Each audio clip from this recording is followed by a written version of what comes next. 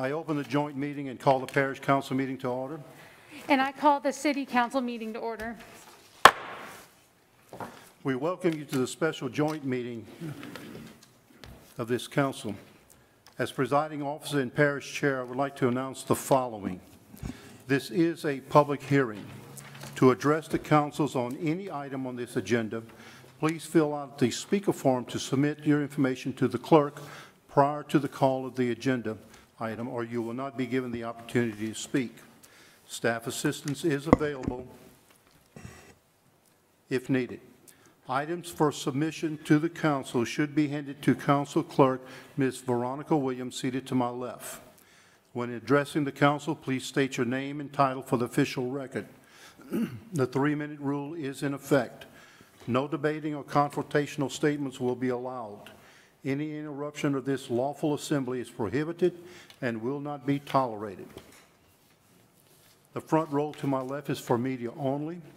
Food and drinks are not allowed in the auditorium. Please silence all phones and electronic devices at this time. Meeting procedures are by resolution and not Robert's Rules of Order. All documents with reference to meetings can be found on the LCG website. And finally, the council encourages your involvement in boards or commissions. If interested, please call 291-8800.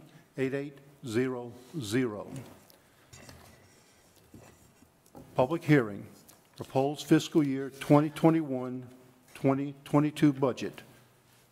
This is a public hearing, and speaker sheets are available for anyone wishing to address the councils. The 3-minute rule does apply. Jeremy, please read. Open public hearing for citizen input on any matters on the proposed budget. Ms. Williams, any public comment? We do have 2 speakers, the first of which is Jeff Daly, and he will be followed by Anita Begno. You both could step forward.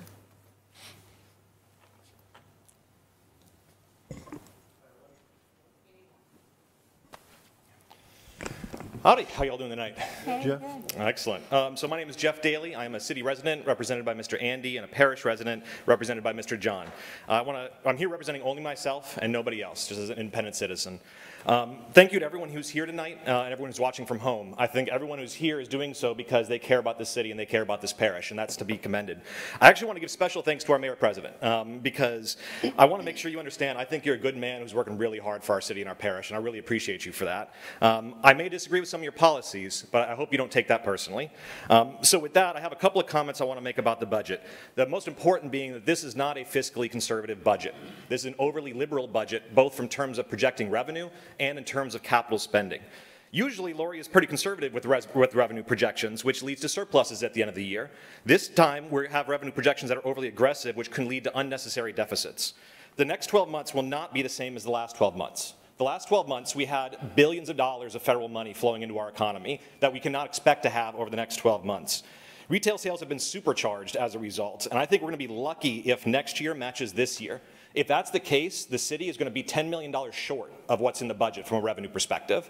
I think there's a fair chance we're going to actually revert to where we were at last year. That means you guys are going to be $17 million short in the budget from a revenue perspective, and the parish is going to be short $700,000 a year.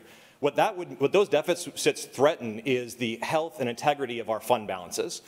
Even if we just stay steady for this year to next year, we're talking about dipping below the 20% threshold in the next 2 years and getting down to $0 in the city general fund in about 6 years. If we revert back to last year, we're going to put the parish council on the same path. $700,000 deficits will burn through that $3 million surplus in that $3 million fund balance in no time.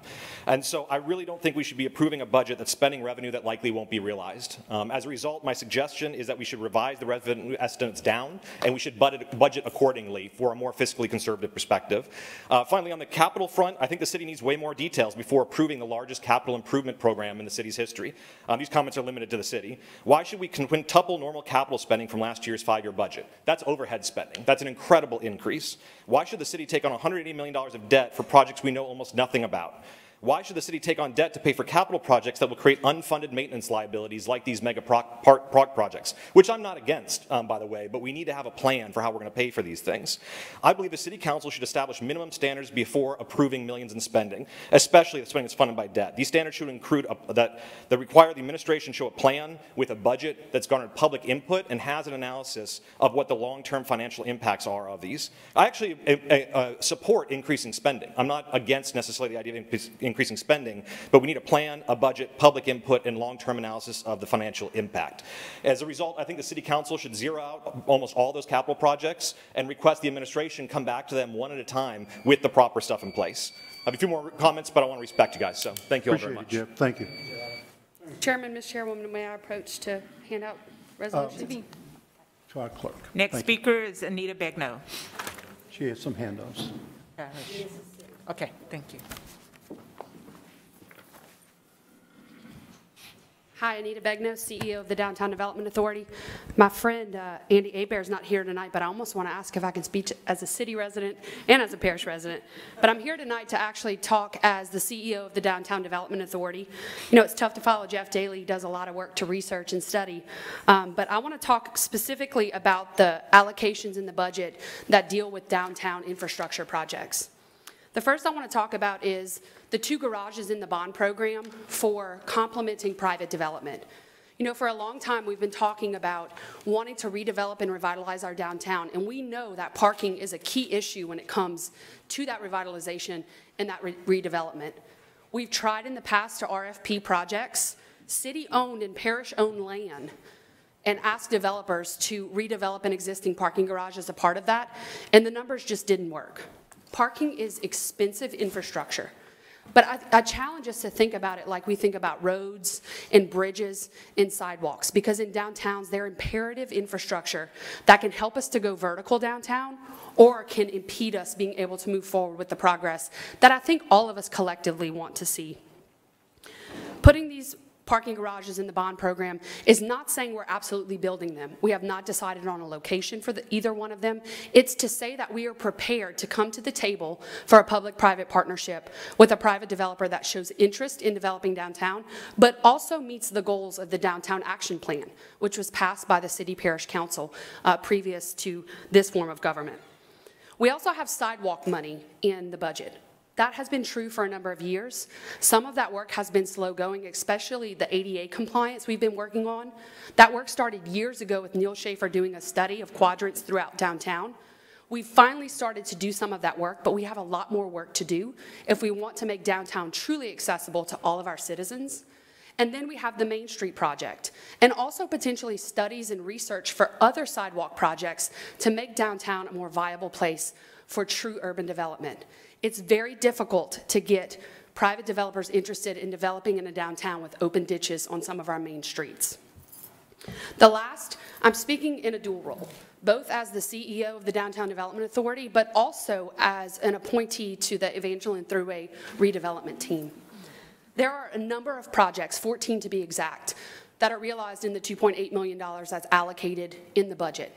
4 of them are downtown specific, but all of them are important to connecting the urban core of our city along the Evangeline Thruway corridor. So I support all of them, and our organization supports them all. But specifically, the 4 downtown items, including wayfinding, sidewalk projects, streetscaping of Congress, so we can truly start to develop Congress as a main corridor that the city controls, and also the other projects to study connecting the university to downtown are all important. Thank you for your time. Good. Thank you very much. As you heard, they had 2 speakers who initially signed up and turned in their cards timely. I did receive 2 after the fact, but they can't speak on the ARPA budget, the next item. Okay, so they'll wait. Well, unless you want to let them speak under the proposed budget. If their comments are to the current budget, proposed budget, then I'd like to hear them now. Mr. Jules Lee, is your comments in reference to the proposed budget or the American Rescue Plan budget? The proposed. So they both are in reference to the proposed budget. So we have the continuity. Let's hear both. Okay. Mr. Jules Lee and Valerie Johnson. And they will be followed by, they're coming up together, they signed in together. And they will be followed by the final speaker, Sam Flugents.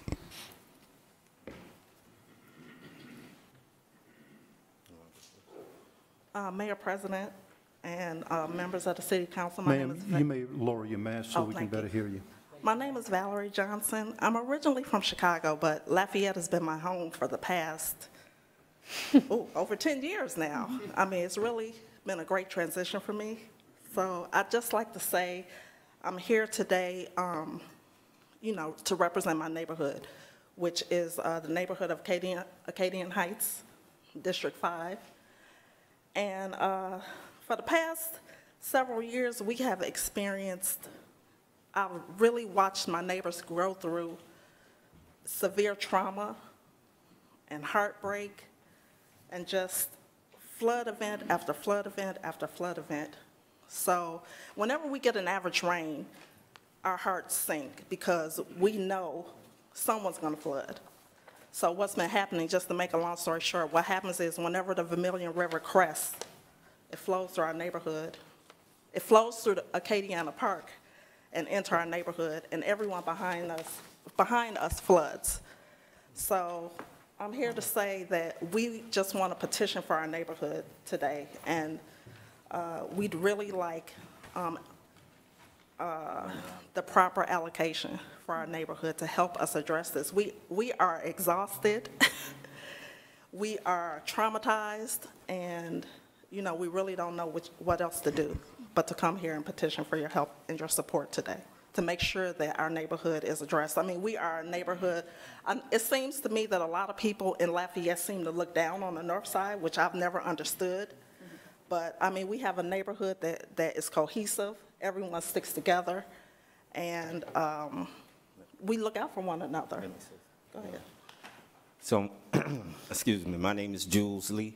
So, Council, you have before you pictures. We also, you also at your leisure have video footage of the flooding that has occurred. Our neighbors have flooded a total of over 4 times in the last 8 to 10 years. Okay?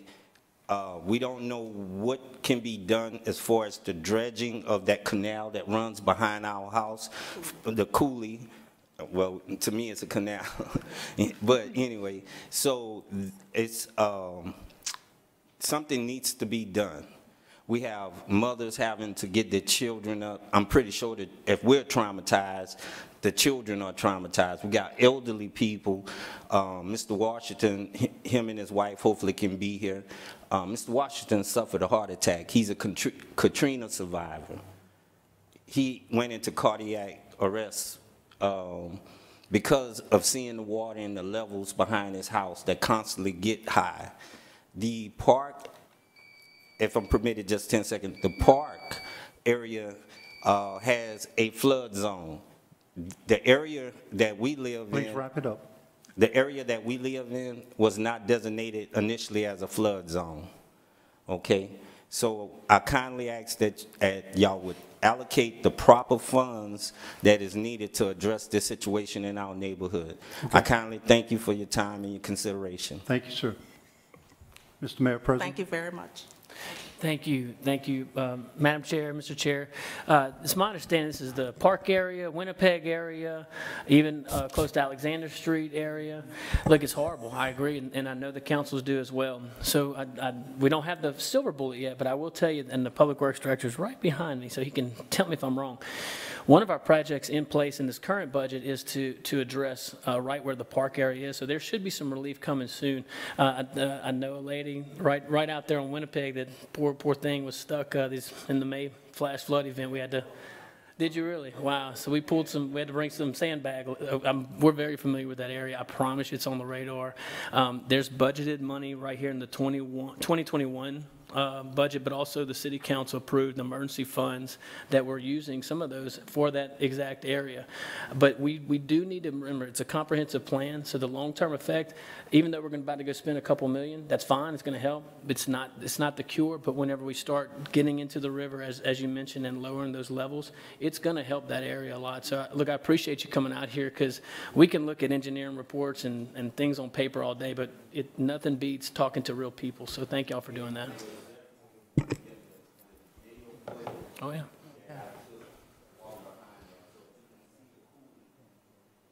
Oh, it's serious. It's serious. Thank you. Thank you both. Thank you. And we'll be sending you guys the video footage to the council members and the mayor president. The final speaker is Sam Flugents.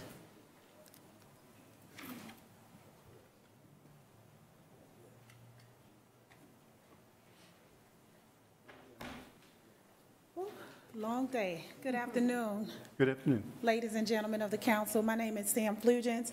I'm an attorney and business owner in the city of Lafayette. I've come before this council probably twice before over my 20-plus years here in the area. I don't take it lightly when I have an opportunity to speak to this tribunal. I want to first of all thank you all for the hard work that you've been doing for all of our community.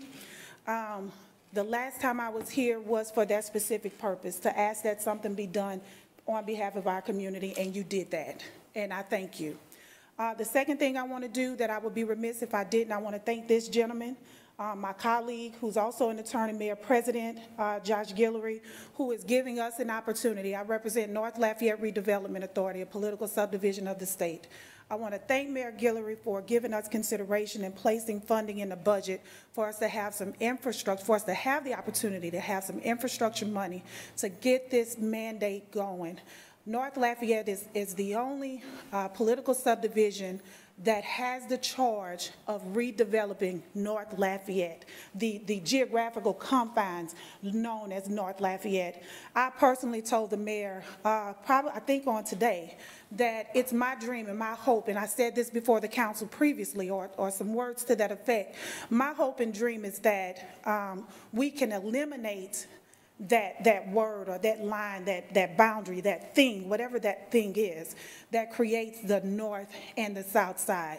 Again, I live in South Lafayette, but I'm in North Lafayette more than I am at home.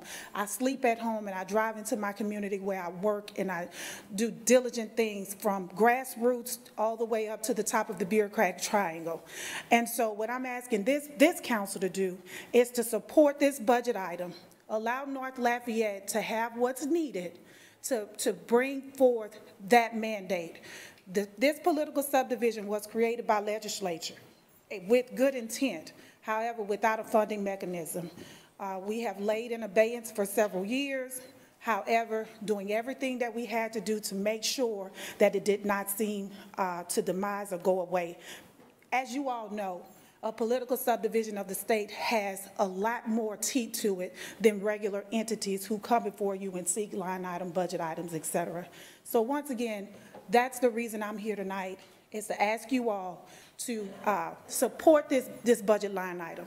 Give North Lafayette Redevelopment Authority the opportunity to work on behalf of this government and the citizenry of North Lafayette to give it a even greater chance with everything that you're already doing for the entire community, but through the mandate that was designated by the legislature, but our local government giving it the support that it needs. Thank you. Okay.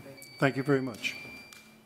Ms. Williams, any other public speakers? No other speakers. Okay. So that'll conclude the public comment period, and I do have an announcement to make. Wrap-up budget reviews for the FY 21-22 budget are scheduled for Tuesday, August 24th, as follows: 1 p.m. Parish Council, 2 p.m. Joint Councils, 3 p.m. City Council. Final adoption of the budget is scheduled for 5:15 p.m. on Thursday, September 9th, at a special joint council meeting. Okay, moving on to the next item, joint ordinance for final adoption. This is a public hearing, and speaker sheets are available for anyone wishing to address the councils. The 3-minute rule does apply. Jeremy, please read. Joint Ordinance 49, 2021, a joint ordinance of the Lafayette City Council and the Lafayette Parish Council amending the fiscal year 2021 operating and capital budget of the Lafayette City Parish Consolidated Government by increasing revenues and expenditures in the amount of $85,726,551 in coronavirus state and local fiscal recovery funds awarded from the U.S. Department of the Treasury and adopting the American Rescue Plan Act budget. I need a motion and second from the Parish Council. Been moved by Councilman Carlson, seconded by Councilman Nakam. I'd like a motion and a second from the City Council. I have a motion by Nakhan, second by Lazard. Just as a note, council members Hebert and Gilbo have proposed an amendment adding a new section 4, allowing the mayor president to make funding source amendments as needed. I'm looking for a motion and second from the Parish Council to amend.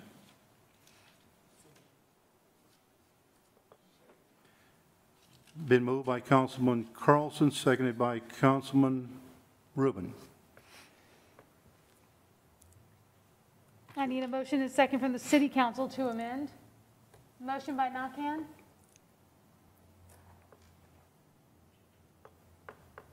I don't have a second from the City Council to amend. So the motion to amend fails. Fails. Okay. So we go back to the original motion, which is to approve the ARPA funds as presented, the ordinance. I will now ask for council discussion on the original motion. Mr. Nakhan, Kevin Nakhan. Yes, sir.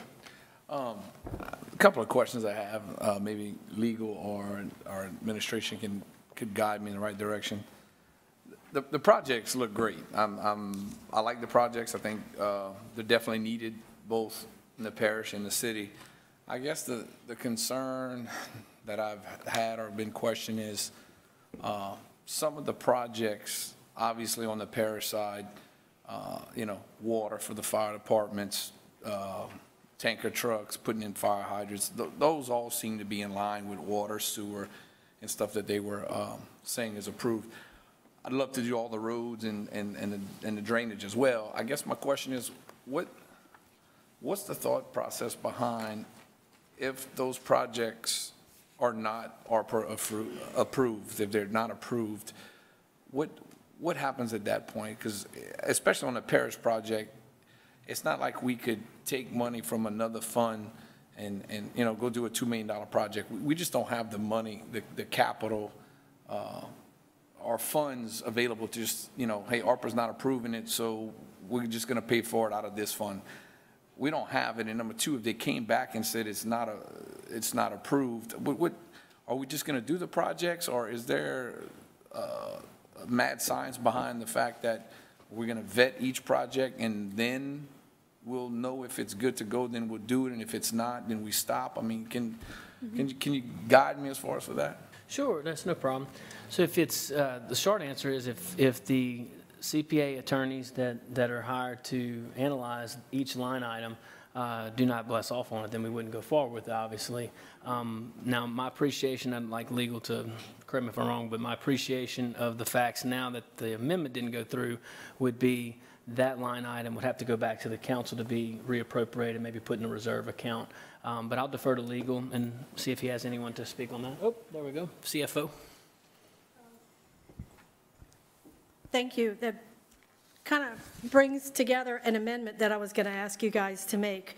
So all the projects will have to be approved by legal, but part of the rescue plan allows for us to calculate lost revenue.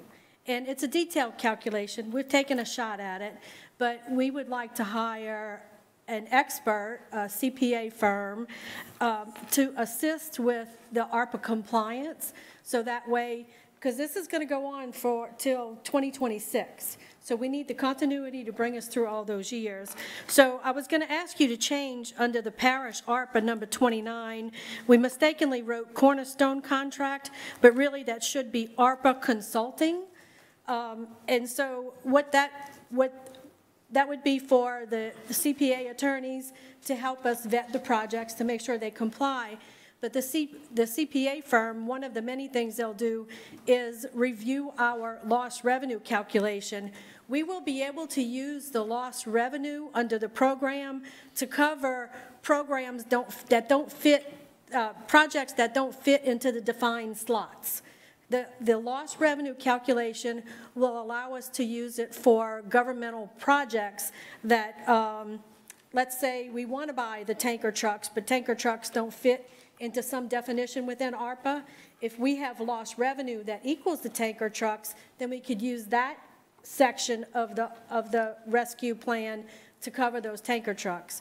So part of this in this budget is for us to hire the consultant, the CPA attorneys that will help us vet the projects, and the CPA firm that will help us with ongoing compliance of the ARPA program and the Act. We have reports. In the next 2 weeks, by the end of this month, is the first reporting date. We have another reporting date at the end of October, and after that, we'll have to file quarterly reports. It's very detailed. We've never gotten this amount of money.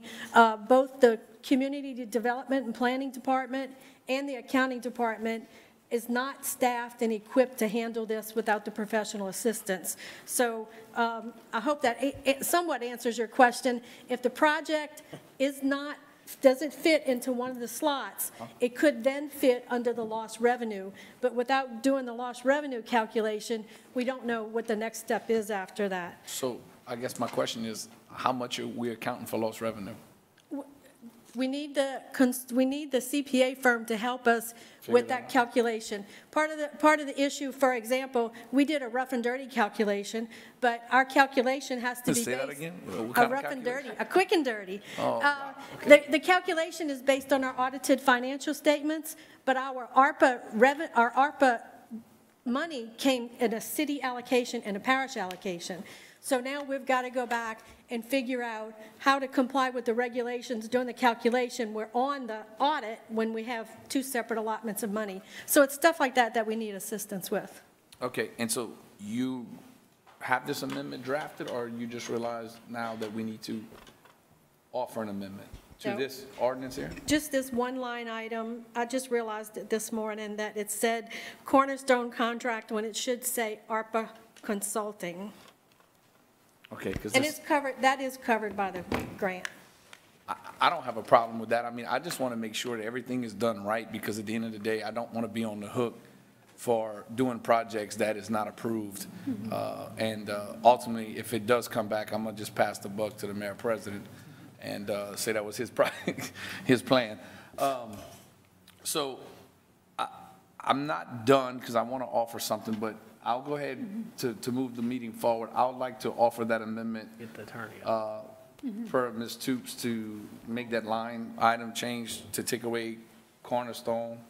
Cornerstone item under parish ARPA number 29, it says cornerstone contract. It should be ARPA consulting. It's ARPA consulting and compliance. Okay, Mr. Ascott, you got that? I'd like to offer that on the parish's amendment. A motion has been offered as an amendment. I need a second. Has been moved by Councilman Nakhan, seconded by Councilman Carlson. And would anybody like to have Lazard approving that motion in the city, and Nakhan making the second as well? Okay. Okay. Legal? Yeah. Wants to? Sure. We'll go ahead and call up Ryan Goodlock, Assistant City Parish Attorney, who's been working on this matter for us since the beginning.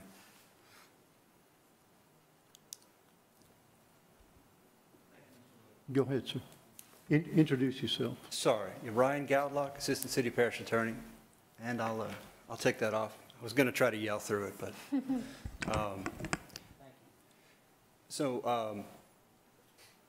Mr. Naka, as Laurie was describing, the framework of the ARPA allocations takes the form of 4 categories. 3 are specific, and I've heard those referred to a little bit already. 1 is efforts to mitigate the spread of COVID, generally speaking. 2 is premium pay for personnel who are engaged in those efforts. And D, A, B, and then D is water, sewer, broadband infrastructure. C is what in my analysis I've thought of as a backstop category, meaning if a project ultimately, and again, all we have right now are interim final rules, interim guidance, and interim FAQs from the Department of the Treasury. And should what we ultimately see as the regulations, the final regulations, should certain projects definitely fall outside those categories, the lost revenue calculation is a backstop to allow essentially omnibus government services to backfill and to allow that funding to be used for those projects. And I think that was the intent of the offered amendment by the chairs, was to allow that reallocation to happen administratively rather than legislatively. Mr. Giller, I think, is correct, though, that amendment not being in place, the council would need to come and reallocate those line items among projects to shift funds. So there's plenty of detail, and I'm happy to go more into it, but I hope that answered your question. Yeah, you have. And I don't mind passing the mic if y'all have questions for him, but I needed to come back to me, or are y'all good? Let me ask, any specific questions for Mr. Gislak? It's Gowdlock, and I can just have a seat and let y'all do your thing. If you have project-specific questions, I'm happy to answer those as well. Any specific questions for him? And we have an amendment on the floor, so we need to dispense with the amendment on the floor. So if there are any questions to the amendment. Right. Oh, yeah. Okay.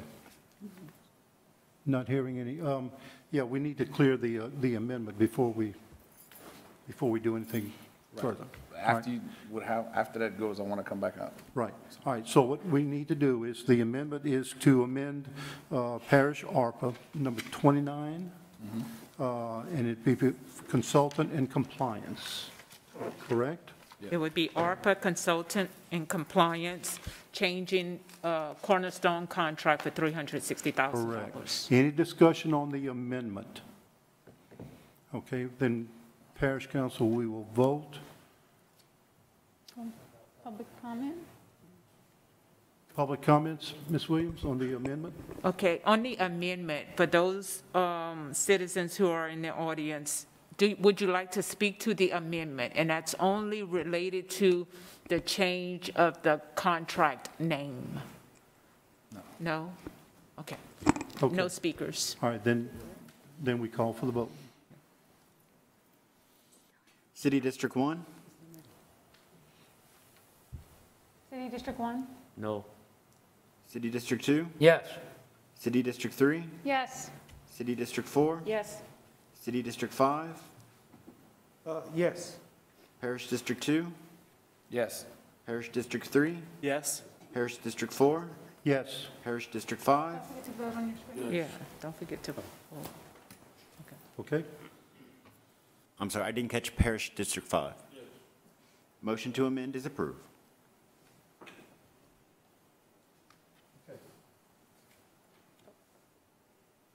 So we now turn to those who want to speak. I go back to you, Ms. Knight. Might I make a quick suggestion as city chairman, is that to avoid everyone losing their spots on here, let's have a discussion and then let's come back with our amendments. How about that? Okay, so let's make sure we get everybody a first round first. Well, Okay. Mr. Knocking has the floor. Yes. I'll put it back to you. Okay. Ms. Cook. Thank you, Chairman. I do have some concerns, like as Mr. Nakhan does as well, about the possibility of using this money and the project is not qualified and we have to pay it back. And I understand the allocations or the adjustments that can be made in terms of, let's say there's a road project and there's a certain amount of road projects that we want to do. And if we have lost revenue, that can cover some of those road projects, but maybe not all of them. What happens to all those projects in the budget? And so I have asked someone from the Louisiana Budget Project to come up, so if I could, I would like Jackson Voss to come up. I just have a few questions of him. I reached out to him to find out a couple of details about, first of all, what's the time frame on this? What's the timeline? Because I know we kind of talked about that. So I'm going to start off with, if you would just identify yourself and your affiliation with this project. Yes, ma'am. Thank you, Councilwoman Cook. Thank you, Mayor President, Council. My name is Jackson Voss. I'm the Economic Opportunity Policy Analyst at the Louisiana Budget Project. We're a nonprofit that focuses on advocacy for low-income families across the state. We normally engage in state advocacy, so I'm not actually here in an advocacy role. I'm here to just help answer questions. I've been doing a lot of work for since before the American Rescue Plan Act, kind of trying to understand how the stimulus plan would work and how we can use these funds to help people. So I'm happy to help answer questions. First question was about timing. So these funds, you have until 2024 to allocate these funds to projects, and you have until 2026 to actually expend the dollars that you receive. But it's also important to remember that unless there is something I don't know, the money is arriving in 2 tranches. So the first half of dollars should have arrived this past May, and the next tranche will arrive next May. So I know it said 87 million up there. It actually is half of that for now, and will be the other half next year. So does that answer the question on timing? No, that's good. And also, if you could kind of give me, I know we got a few indications of what were approved projects, but can you kind of give me a rundown on things, you know, that are approved, and maybe even talk to the roads issue in terms of, are those approved or not? Or Absolutely. So there are a number of eligible uses for these funds. The federal government gave a lot of flexibility and discretion to state and local governments to use these funds to address problems relating directly to COVID and things that were made worse because of COVID, especially things relating to public health and economic inequality. So I think as far as the infrastructure piece, which I think is the thing that most people have the most questions about because it is the least clear in the guidance so far, our understanding from now and from the Treasury Department is that really the infrastructure uses are intended to be water, sewage, and broadband internet infrastructure. You can do road repairs insofar as it's making up for, I'm sorry, I didn't catch your name.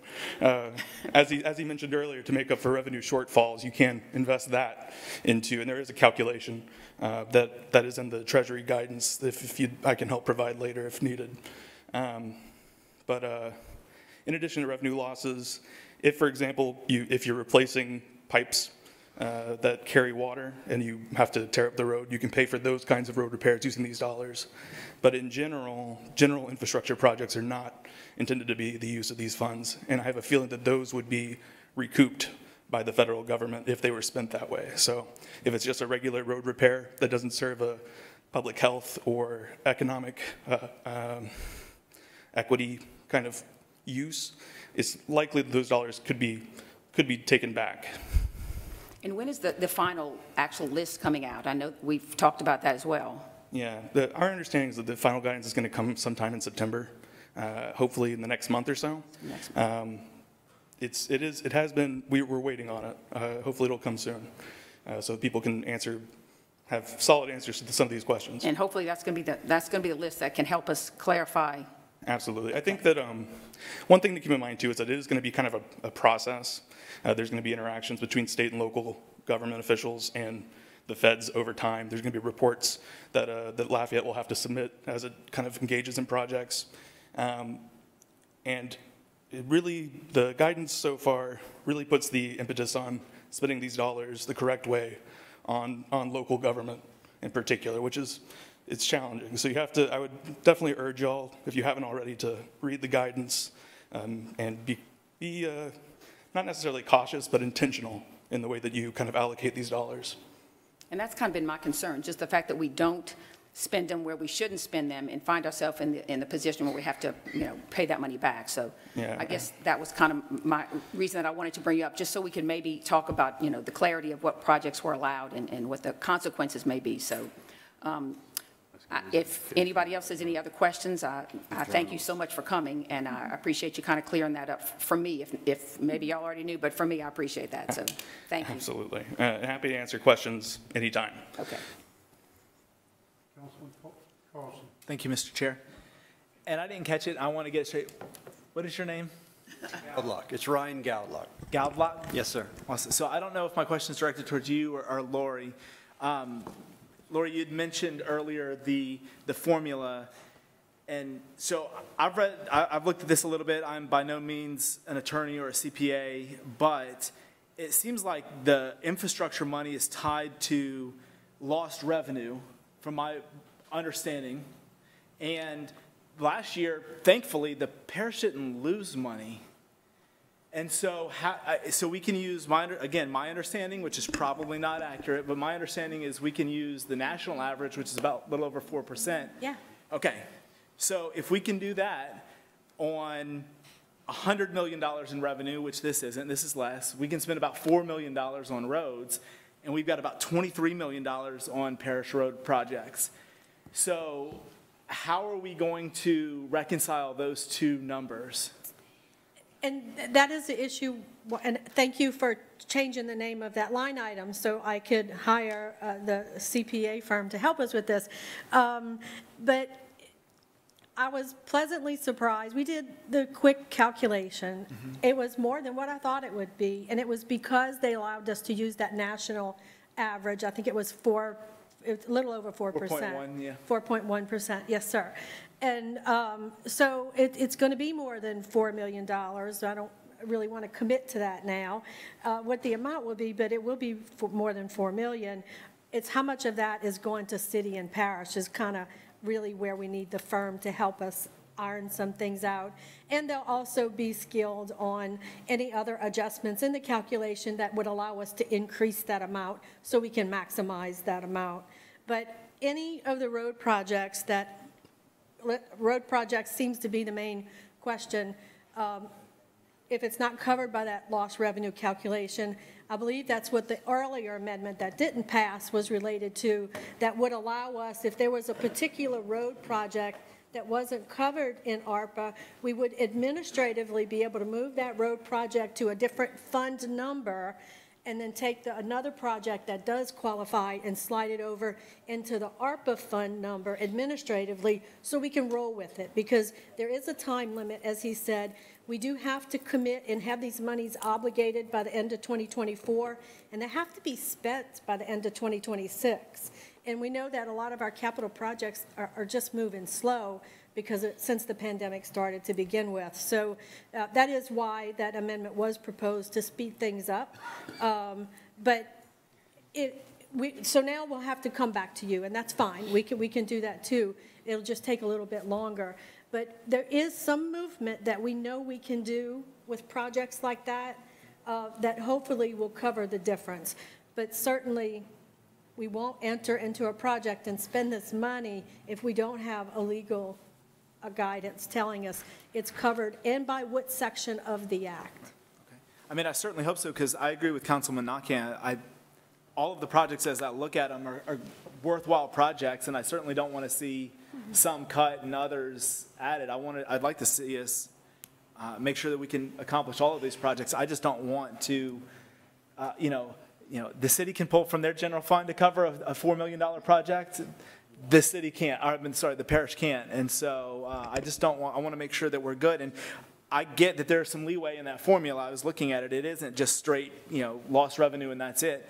But there's a big gap between $23 million in projects and $4 million worth of money. And I was just questioned whether we would be able to make up that difference in the variations in the formula versus we're not going to be able to do all of those projects. That was just my concern. Did you have anything to add to that, or is... Only in so much, Councilman Carlson, in that, again, as Mr. Voss mentioned, we are waiting on final rules. We really don't have anything final right now. In fact, even the time frames are not final. We have an interim final rule that's subject to change. We have supplementary information, and we have an FAQ. The comments stopped July 16. The FAQ was last updated July 19, so that indicates Treasury is furiously scribbling down a proposed federal regulation. It's likely, although nothing certain, but it's likely that the final regulation will broaden, and it's certain that it will specify better than the law does and better than the interim final rule does. So it's not impossible, and it's given actually the tenor of the comments, and particularly the tenor of the FAQ that the Treasury has repeatedly updated. People keep asking about infrastructure. They are asking about roads, bridges. They're asking about drainage. They're asking, can we use these funds for these purposes? The Treasury is saying, as far as roads go, Mr. Voss is correct that the thrust of the funding is to mitigate COVID impacts overall, generally speaking, in one sentence. But Treasury feels like their guidance is moving in a broader direction. We don't know what that will look like, but what we can say is that when we do have final rules, that this administration is not going to sign off nor ask the councils to sign off on projects that are going to be or are arguably going to be, or that there is a significant risk of being recouped, right? Because that's a For the administrator, either Sitter or Mayor President, is that an accurate statement that this gets the ball rolling faster because we already have approved projects and revenue and expenditures from the council, and when final guidance comes, if one of these projects doesn't line up, then of course you're not going to move forward with it. It's not like we're not spending this money in the next 60 days because I think it's waiting for the next budget to start, or I don't know if we have to. No, that's appropriate. But is my question clear? I mean, I think it was pretty, I think both gentlemen did a good job, and absolutely, we will not sign, I mean, Lori won't issue a check. I mean, she won't write a check without having guidance from legal and it being cleared. But to your point about it getting the ball rolling. Kind of fast tracks it, that we already have it approved, exactly. And the final guidance comes along and says, yes, you can do roads. Let's say they add that in. Then we already have a list of road projects that are ready to go and have been approved by the councils? That is correct. And that's the key. That projects that have been approved by the council, just like the 70 items that we presented for both councils to consider. If not, then we have to keep coming back. Which is fine. So in this situation, without the amendment that passed, again, our attorney can correct me if I'm wrong on this, without that amendment, so let's say the advisors, the consultant, the CPA attorneys, they say, okay, you can't do this for ARPA funds. There's no amendment to give the leeway to find a different fund. We would have to come back to the council, either put in a reserve fund, appropriate in some other fund. So there's either one would have worked in my opinion, so. Okay, thank you. Thank you. Mr. Andy Knockin. Obviously, if you don't mind, get the Mayor President hot, if he still is. Okay. Obviously, there's some fogginess and not much clarity as to where we're going with this because the federal government hasn't been clear to y'all in many ways. This amendment that y'all were proposing to bring forward, that would basically be to make the changes necessary to be able to utilize the money to the best capacity that is delegated to us to make sure it's in the funds that we wouldn't have to pay the government back. Was that correct? Well, I'll defer to the two chairs. It was their amendment, but my appreciation of the amendment was if the analysis from the CPA attorneys, any consulting, was that the project approved by the councils, one of the 70 items, didn't fit the ARPA requirements, that the amendment would have allowed the administration to find the appropriate fund to fund the project that was approved. Administratively, we couldn't change the project, nor could we change the value that the councils approved. One point of clarification, these two, the gentleman had mentioned we received money. You're right, so half of it. There were two funds created. So the parish ARPA funds internally is Fund 6, the parish is internally Fund 651. City ARPA funds are internally noted as ARPA 650. So if one of the funds, whether through the amendment, if y'all bring it back and you pass it, then it would, if we didn't find a fit, we would come back to the councils, the appropriate councils. So if it was city ARPA money, we would go to the city council and ask for your guidance. If it was parish ARPA money, we would go to the parish council. Without the amendment, I believe my appreciation is it would be the same process, except we wouldn't have the leeway. So if our consultants are saying, or excuse me, our attorneys are saying that we can't use it, then we would have to come back to you and say, where would you like to go with it? So that's my appreciation. But city funds are city funds, parish funds are parish funds. So no matter what was discovered as the money came forward, and we'd have to move things around, the proposed amendment, everything that would come back toward the council for approval, is that correct? If it wasn't appropriate, meaning if we didn't get clearance from legal, correct. But it allow you, the amendment would have allowed you some leeway to look at it, discuss it, figure it out, and let us know what the accountant said would be the best approach to that, correct? I think that's a fair analysis. I find it to be analogous with the necessary and proper clause of the Constitution, meaning the legislative branch has given us the intent, you approve these particular projects. From the executive side, we need to do everything we can within the confines of the particular law to satisfy that intent. And But I do believe either way works. So whatever the councils want us to do with the amendment, no amendment, I think we get past that either way. But either way, the council will be involved in the decision-making and moving the money. If the money has to be moved, unless you approve it, of course, then we have no decision. We have to make sure we do But what no the matter council what, says. even if the amendment was to come forward, it would still have to be approved, is the point. It would still have to be approved, that this amendment had passed. The money would still have to be approved by the council to be moved. I'll defer to legal, but if how I appreciate your question is if the amendment were to go forward, if it was under city ARPA, so Fund 650, and our city or our CPA attorney said that ARPA wouldn't qualify for those funds to be used, that amendment would allow the administration to find the appropriate fund, switch the funds, as Lori mentioned, so that we find a fund find a project that's approved by the councils already, that is ARPA approved. You put that in the ARPA Fund 650. This is all internal. This is not a new process to Lafayette Consolidated Government. And then you'd switch the 650 fund to a different fund. Now, if that was not possible for whatever reason, maybe there wasn't a project approved by the council in this case, city council, that would qualify for ARPA, then we'd have to come back to the city council and say, okay, this is either the balance that's not approved because of the calculation or in its entirety, and get guidance from the council. But this would not have given you the authority just to move the money without approval. Well, you would be giving us the approval in that amendment. I think the only difference between that amendment and not having the amendment would be the efficiency. Correct. So there you go. I was trying to look for that. You see, that's why you're my teammate. You want to chime in? I don't want to mess it up because you said it nicely. Just for maybe clarification, because I think we're saying the same thing.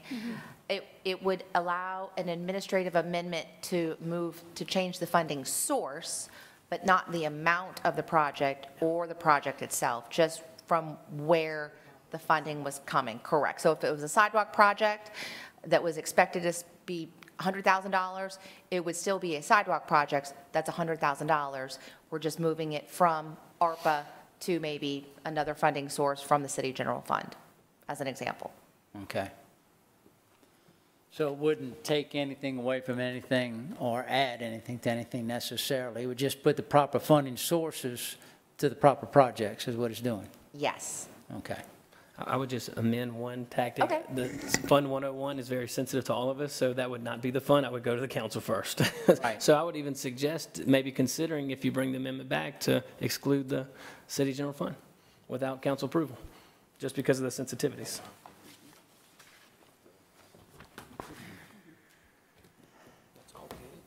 I'm done. Thank you. Mr. Nakam. Thank you. One of the things in looking at the projects and everything, I appreciate the 650 for the city and 651 for the parish as far as for the ARPA fund. The one thing, though, that kind of gave me a little bit of heartburn in this proposal and talking to other council members is there's $8 million of parish money that is listed in here for city projects.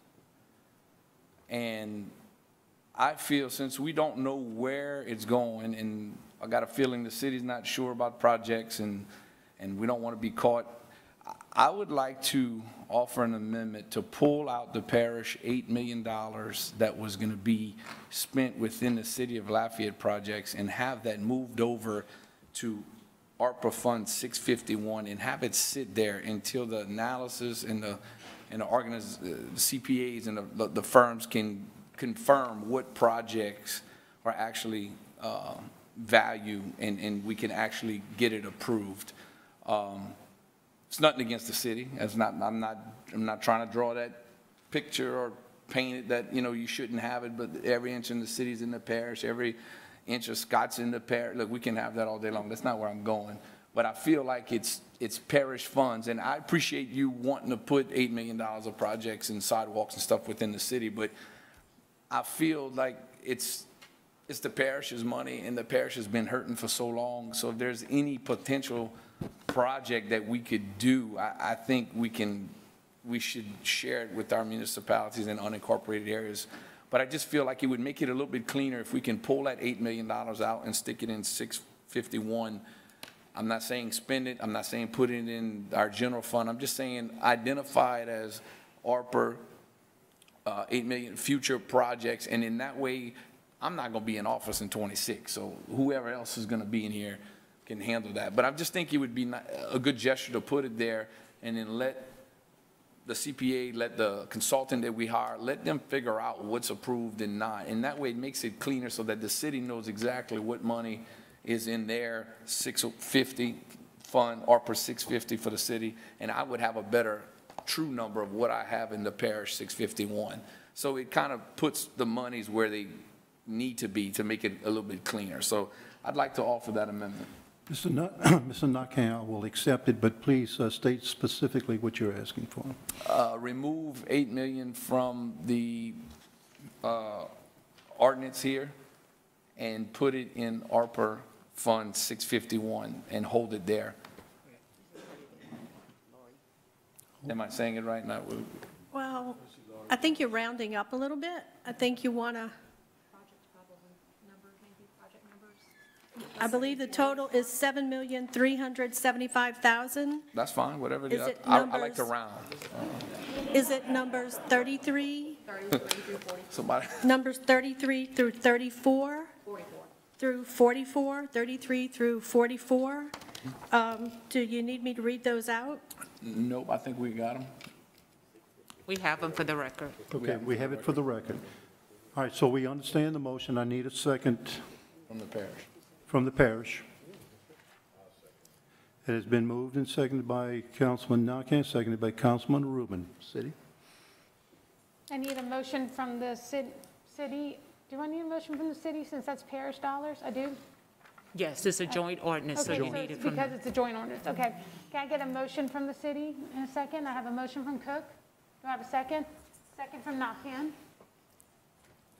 Okay, any further discussion? Any further discussion on the amendment? Now we need to go to public comment. And vote on it. Let's see. Hold on, let That's me. why I was asking to wait till the end. Okay, hold on. Lose everyone. Carlson will give it to you, buddy. Okay, go ahead, Carlson. Thank you, Mr. Chair. Before we vote, I'd like to hear from the city council members and get y'all's thoughts on this because, again, I know it's cliche, or it can be, and we hear it all the time, but the city of Lafayette is in the parish. I know Councilman Gilbo's district is almost entirely representative of the city of Lafayette. And so I know it's designated as a city project, but it is also a parish project. And I want to make sure that his district's needs are being served by the full list of projects. So is there a specific project on this list that you would think is not a worthwhile project? Because I don't want to fund a project that's not needed. But I'd love to get some input or hear from some of the city council members to kind of get your thoughts on, which of these projects you don't think we need to fund. Well, that's why we need to go in line, because there's people who still want to talk. So go back to the list and go in line. Okay. Well, Oh, I just cut you off. Hold on, we'll get back. I'll get you back. Well, I think my mic's hot anyway. Yeah, go ahead. So I think for me is, look, Councilman Kevin Nakane wanted to add that amendment. Y'all certainly can, and we all certainly approved it. While I represent the city of Lafayette and live in the city of Lafayette, I am also a taxpayer of the parish of Lafayette, right? Mm-hmm. So I pay parish tax, I pay city taxes, and so I don't quite understand the reasoning of pulling out only this amount of money because it's within the parish of Lafayette. But if that's what you so choose, then that's fine. a lot of these projects, while they're very well outlined, I sat with Sidra and Josh for almost 2 hours to talk about these projects line by line. But there's still, road projects, drainage projects that once this passes, we're going to go through and identify those to be more specific. Is that I would hate to say in the end that you guys have only allocated within the parish, you've cut out that part of the parish that is the city, and you're saying right now that you're only going to spend $9 million for your representatives that just happen to live within the city of Lafayette, right? Is their parish tax-paying residents as well. And that is 100% of Councilman Gilbo's residents. So essentially, you're saying you're limiting Councilman Gilbo to only that dollar amount for his district then, right? Partly in his district. So, but again, I don't have an issue with it. So that is my feedback. I think that we're kind of spinning wheels. We're all saying the same thing. No one has an issue with any of the projects, it sounds like, yet, but we have other people still here to speak. I think what everyone has concerns with is that they want to make sure that, A, we're spending the money the right way, making sure we're covering our bases, because we don't want to see ourselves get in trouble. My recommendation was to put all this in one account, and then as we're ready to, because studies need to be done on this. A lot of this is only studies, funding. They don't even have funding for the actual project construction. So putting all this money, and then what I would like to see, and I was just make a recommendation on the record, was that, and I mentioned this to our administration, is I'd like to see when a project is ready to go, and we've gotten the engineering done, we've done everything, then you come to the council and say, even if it's just for a resolution to move forward with the American Act on this project, that way we know the project is happening and that money is being spent on that project. That was going to be my recommendation. So that's all I have.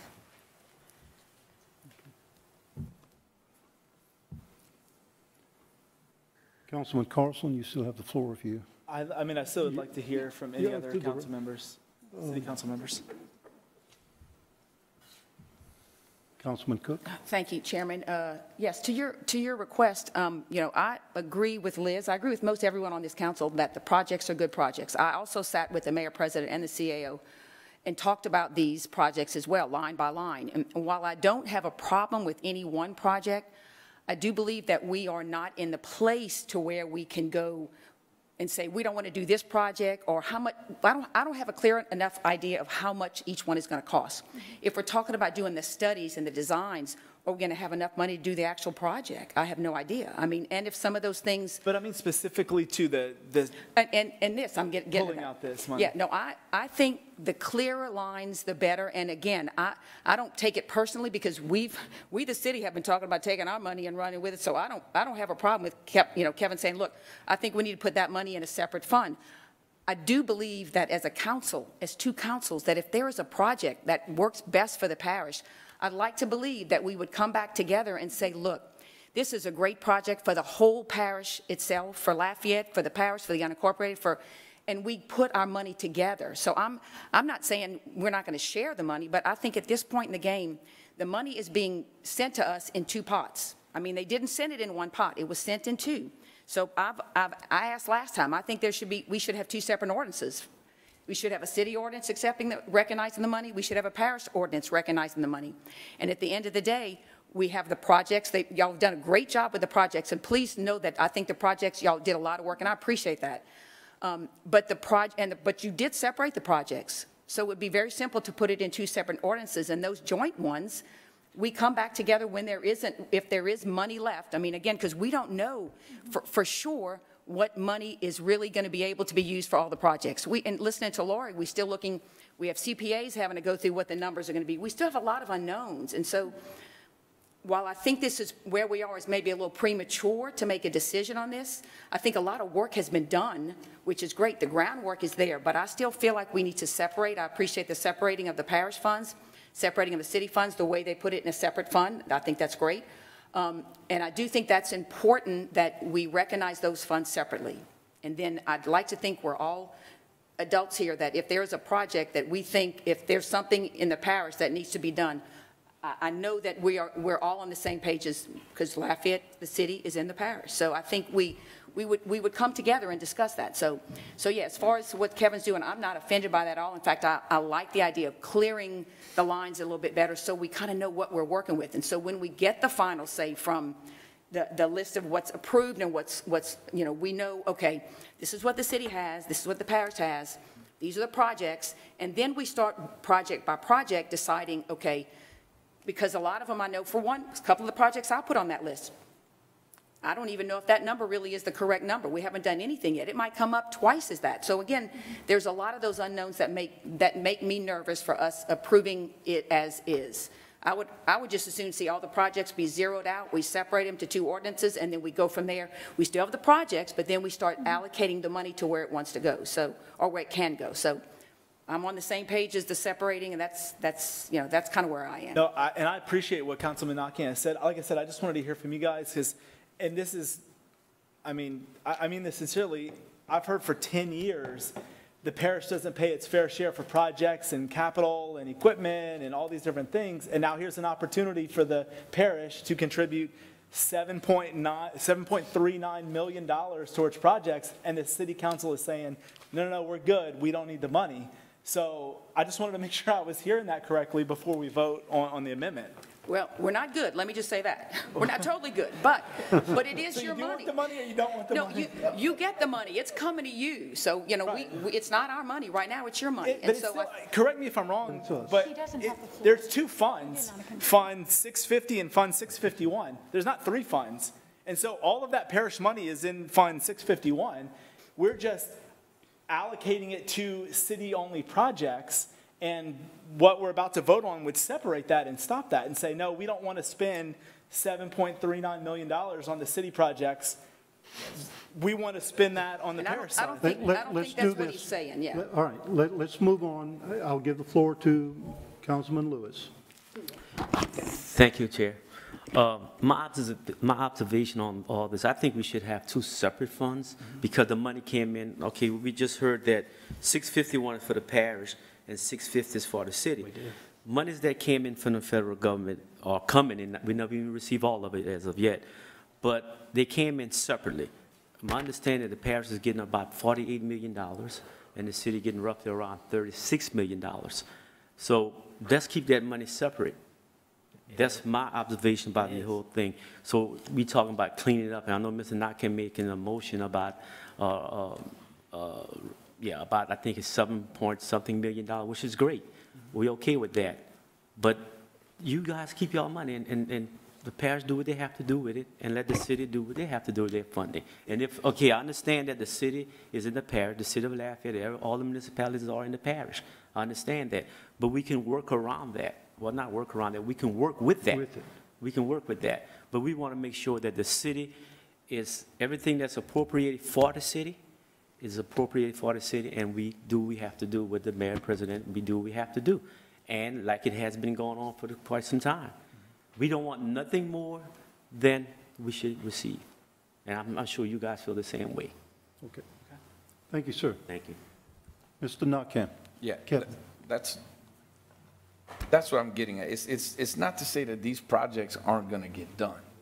It's already been allocated that 7.3 is parish dollars. So it is separate. It's just showing in this project list, 7.3 of it would be going within the city for projects. Those projects in his district, my intent is not to take away from Gilbo's projects.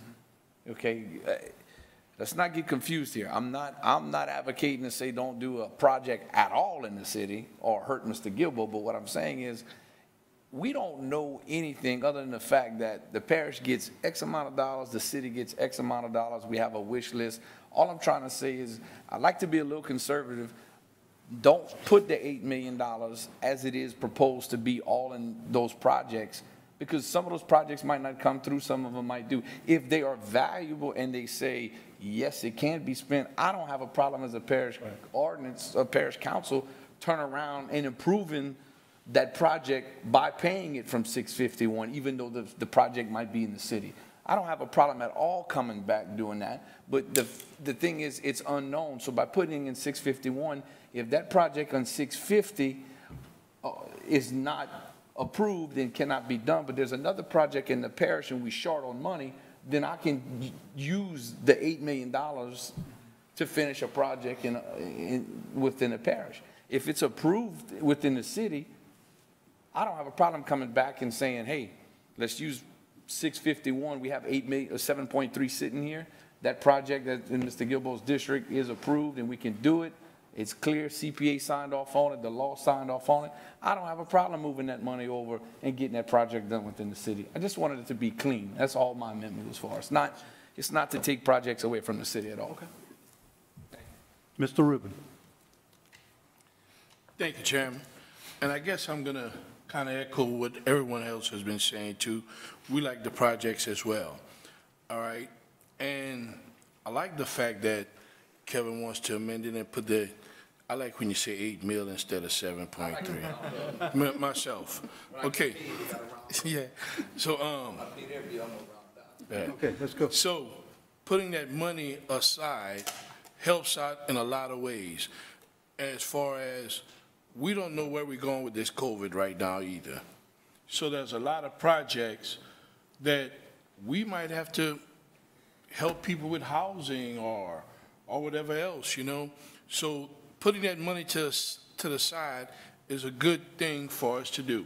Now, I can tell you that the council that's present right now, we've worked together.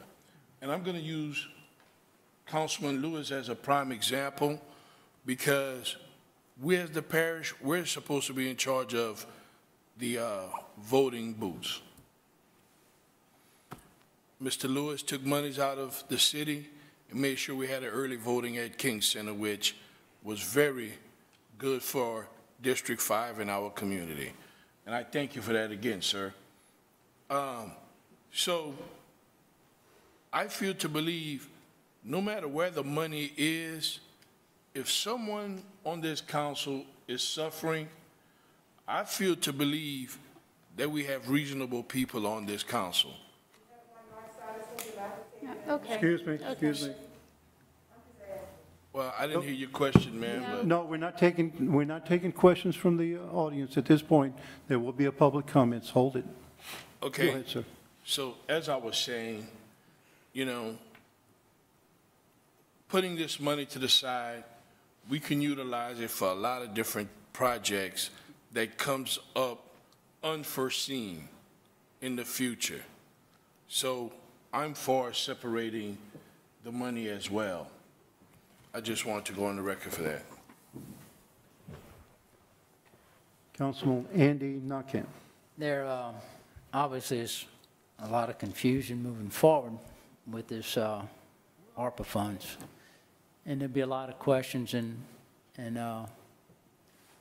considerations to be taken because obviously nobody here has a clear-cut idea where we're going with this and what's going to be able to be spent on what. With these projects here that they gave us to move forward are just an earmark and basically a wish list. City monies that we have delegated may not be approved to be spent in the city.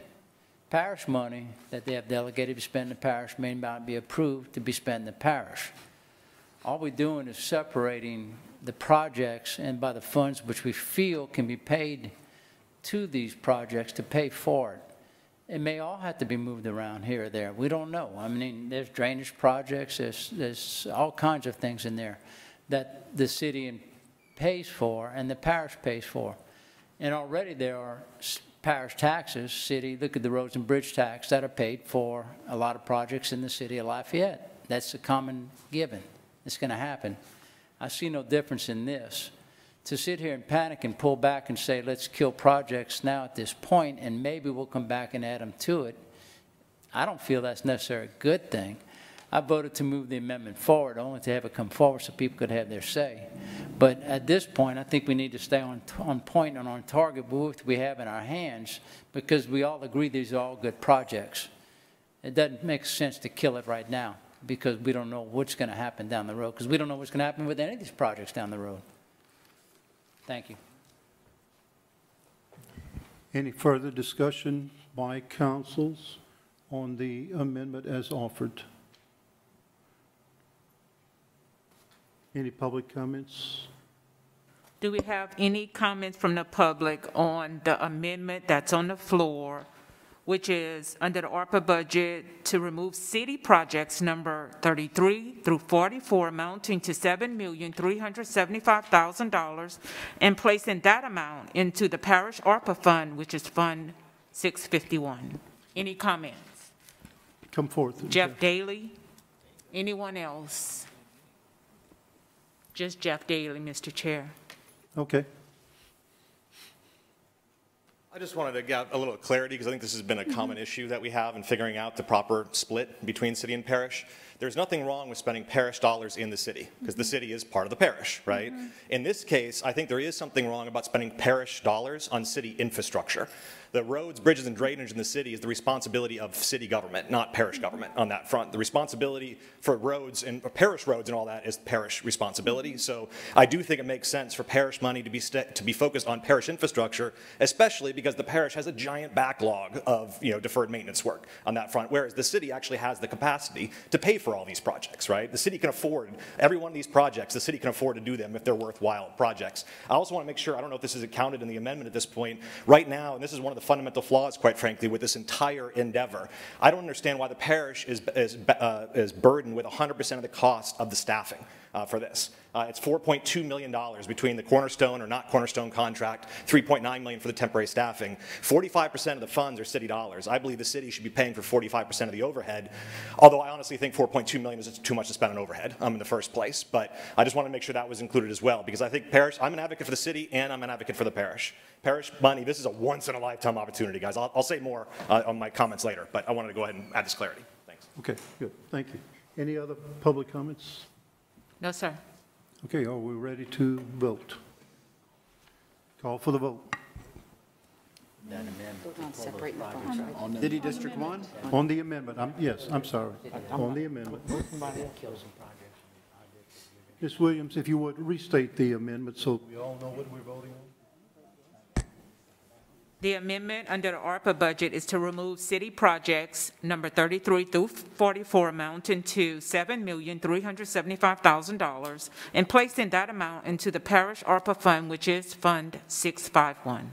Okay, we all understand the, all right, let's vote. City District 1? Yes. City District 2? No. City District 3? Yes. City District 4? Yes. City District 5? Yes. Parish District 2? Yes. Parish District 3? Yes.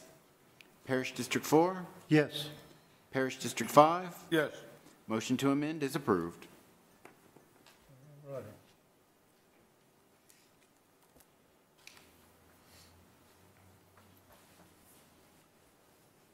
Moving forward, any other discussions? We could, public is, we're up to, if there are no council comments? No council comments, that's what I was asking for. If none, then we turn to the public. Yes, sir. The first speaker, the first of 7 speakers is Noriko Ross. And again, I remind you, we do have a 3-minute timeline. And she will be followed by Lee Rochelle.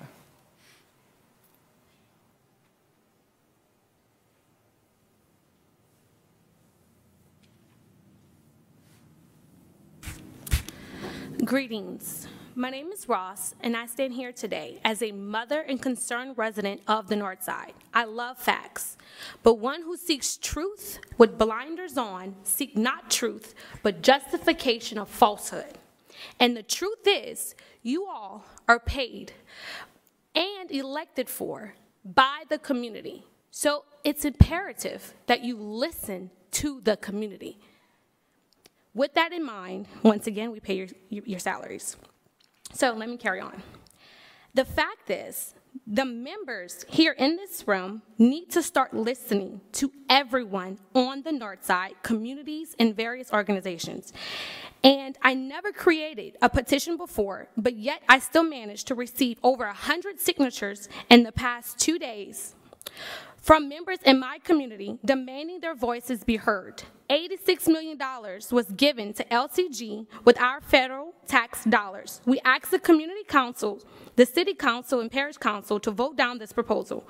We ask that you delay this budget hearing. The fact is you have till 2024 to allocate those funds and to 2026 to spend those funds. It's only been 30 days to review the proposed use of this money by Josh Guillory administration. We want the community and the council input. 30 days, just 30 days have elapsed. Can we at least finish with our regular LCG budget first? This is the community money. Shreveport had 11 community meetings, 11, to discuss their budget. Opelousas actually worked with their community. This budget you're proposing does not offer substantial money for housing or address quality of life initiatives. Why not address our budget and initiative for crime and prevention on the north side? This money is not going towards the community mostly affected by COVID. You all are worried about purchasing those new golf carts with lithium batteries, and yes, I do watch those meetings, yet some shelters and diners are still closed, and I want my comment to be entered into the official minutes of this meeting. Mr. Lazar is my councilman. Our voices will be heard, and I do not approve. We demand that the council not move forward and be transparent with the people's money.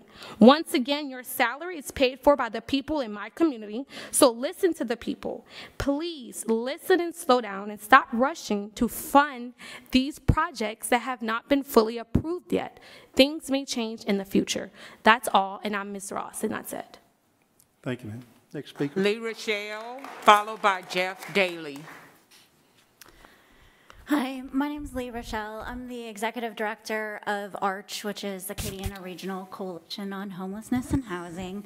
Our collective mission is to ensure that everybody has access to housing and that homelessness in our community is rare.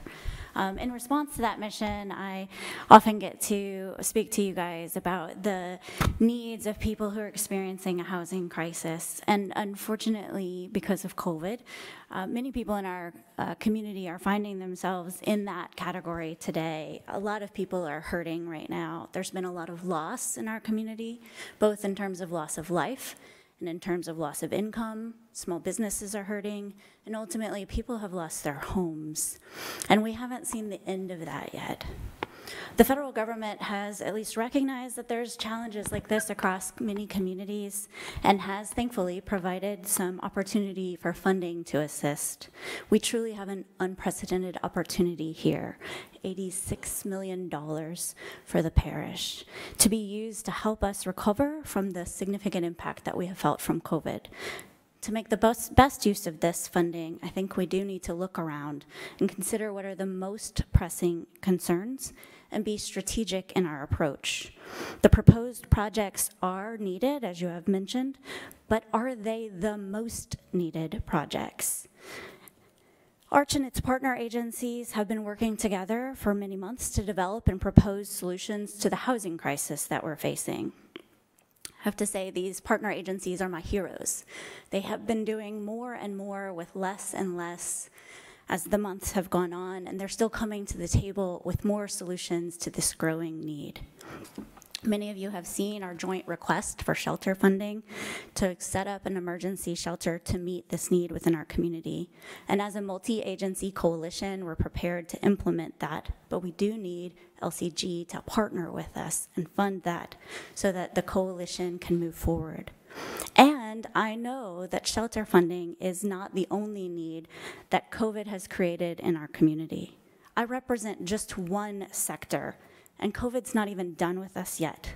We're in a surge right now that could make the previous surges look minor by comparison. We don't ultimately even know what the greatest needs in our community might be when all is said and done.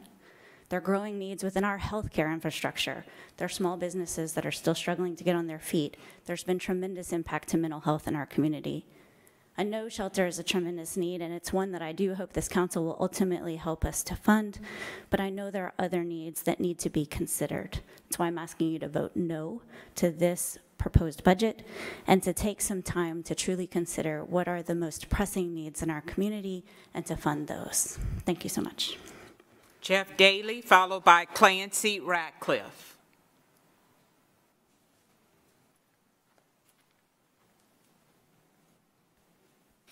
Mr. Ratcliffe, if you could make your way to, or I'm sorry, Miss Ratcliffe, I'm sorry. Me again. Hi, Jeff Daly here. I want to make clear, this is a once-in-a-lifetime opportunity you guys have. We've never had this much money before just fall out of the sky. It's an incredible opportunity, but in my opinion, this proposal does not meet the most pressing needs of our community in a lot of different ways. One is I don't understand why we are rushing to appropriate money to potentially ineligible projects before rules come out and before we have real budgets. That just doesn't make any sense to me. And the administration just admitted we don't know what projects are going to be eligible. We don't know how much these projects are going to cost. I don't understand why we can't wait until we know these things so that you guys can make informed decisions instead of just earmarking stuff for a wish list that may not actually be reality of what we're dealing with here. This should not be done as a joint ordinance. Why is the parish council voting on how the city council spends money? Why is the city council voting on how the parish council spends money? There is no need for that. That is a choice, but it's not the right choice in my opinion. Should not be done as a single ordinance. That limits transparency. The public literally has 1 to 2 sentences for all 70 projects. That's all we know. You guys have entire budget justifications for $2,000 amendments to the budget in the normal budget process, and yet we're going to just throw $86 million on something where the public doesn't know really what this is all about. Most importantly, I think we should be spending at least some of this grant money to help people. That's the whole point of the money in the first place, is to help people, help literally save lives. That's the opportunity that we have with this. Are new roads and new golf carts more important than saving lives? I'm not saying those aren't important, but are they more important for this particular pot of money? In particular on the city side, every single one of the projects in this ARPA budget on the city side, you guys can pay for out of the capital improvements program. You don't have to use this money for that purpose. And for these social service type programs like Lee just mentioned, there is not necessarily more money in the budget for that. So this is the opportunity we have to fund these types of things. I think it's important to understand that by voting no tonight, you're not saying no to all these projects. You can start funding the highest priority projects right away, just as individual councils, right? There's nothing stopping you from getting these things moving. But by voting yes, you're voting against council autonomy, you're voting against transparency, you're voting against public input, because there has been no public input. My understanding is you guys haven't had input on this, okay? You were not specifically asked what projects you wanted to add to this particular pot of money. I mean, I just think that's unacceptable in my opinion. I think by voting no tonight, what we can do is establish a process to engage the public to generate a list of all the different ways that this money could make a difference in our community so that you guys can make informed decisions about what are the projects that should be our highest priority for this particular pot of money. We can also create a new era of transparent public engagement. I mean, Shreveport had 11 public hearings about this. We've had one by 2 city council people. That was it. That's insane. You guys didn't even get handed the budget until they were done reading the ordinance to introduce this thing. Okay? I just don't think that should be acceptable. And that's why I asked both councils to do the right thing, vote no tonight to this ordinance, and start each of you on your own path to be able to decide as independent councils how best to deploy this capital to improve our city and our parish. Thank you all very much. Thank you. Hi, I'm Clancy Ratliff, and I am also asking you all to vote no on advancing this this budget proposal any further. I appreciate the many questions and remarks that each of you have been asking. I think it's clear that you're asking questions in good faith and earnestly and a genuine interest in learning more. The questions and the remarks, though, are revealing. They reveal that you don't have a really strong grasp of the eligibility criteria for the American Rescue Plan Act expenditures. And you should have a fuller understanding of the criteria for how those funds should be spent in order to be in a position to vote on this. And like some other folks here, I mean, I will say myself that I would like to see more money go to North Lafayette. I'd like to see more money go to affordable housing, addressing homelessness and housing, addressing homelessness as a result of domestic violence. You may be hearing from some folks pretty soon from Faith House, and you'll hear of that need. And so I'd like to see the money go to those things. But even if you end up, and I mean, you know, I'd like to see it on, you know, projects in North Lafayette, but even if you decide eventually to spend it in different ways, at least you'll be more informed of the eligibility criteria. And I agree with those of you who have commented that this is premature to kind of just wave it through. I do think we need more public input and deliberation. I'll yield the rest of my time. Next speaker is Anita Begno, followed by Marja Broussard.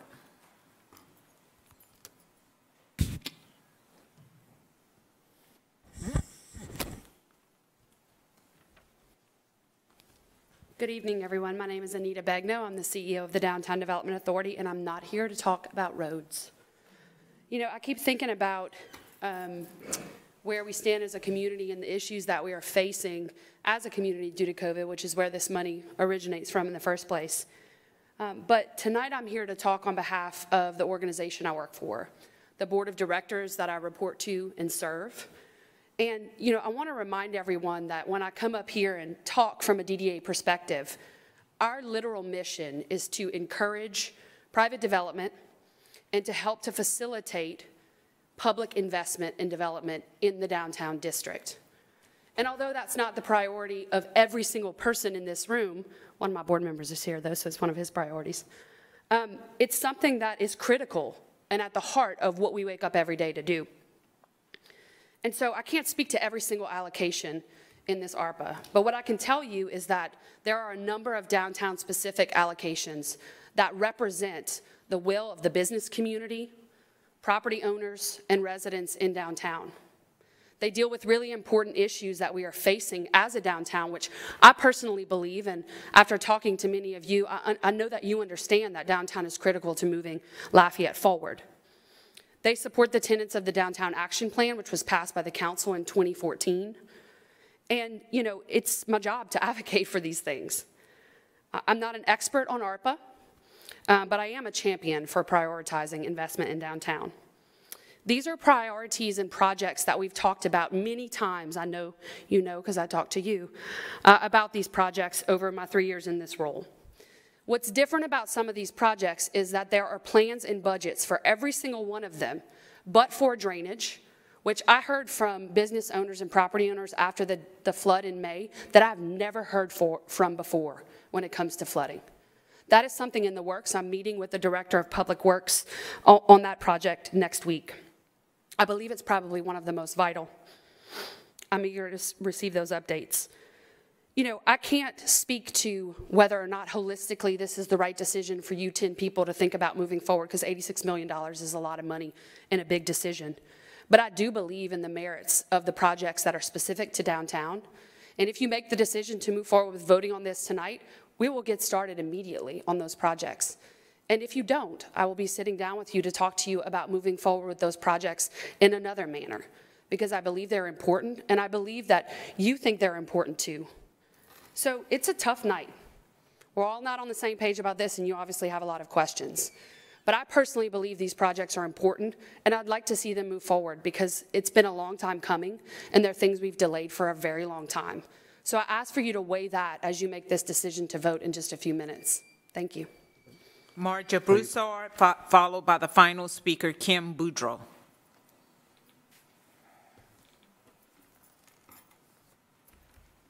Council, Mayor, citizens of Lafayette. My name is Marja Broussard. Miss Margie, lower your mask so we can. I'm just getting over COVID, bro. I don't know if I want to okay, lower all it. right, okay, all right. And I'd like my time back, too.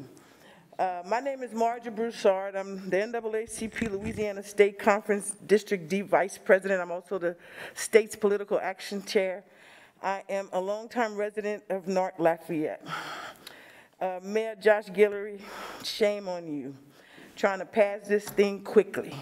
Why do you continue to attack the people on North Lafayette?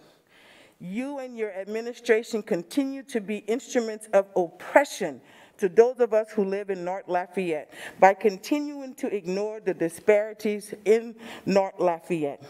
You have even gone back on your word when you told our group of diverse leaders you would meet with us every 3 months, and now you refuse all of our requests to meet with you. Instead, you meet with people who you declare are leaders, a select, safe, pre-approved group of well-orchestrated theater without any substance. Our leaders are those who you see here in the audience. They're here to speak for the invisible. They're here to speak for the others. Josh, you prance around our community giving out free Easter baskets and taking away jobs. You prance around our community giving out free breakfast, yet you refuse. Ms. Margie, please stay on topic. It's the ARPA funds. Okay, I would like that time back too, because I'm getting to my point. You prance around our community giving out free breakfast, and you refuse to complete started projects on the north side. You refuse to put money in COVID disparities.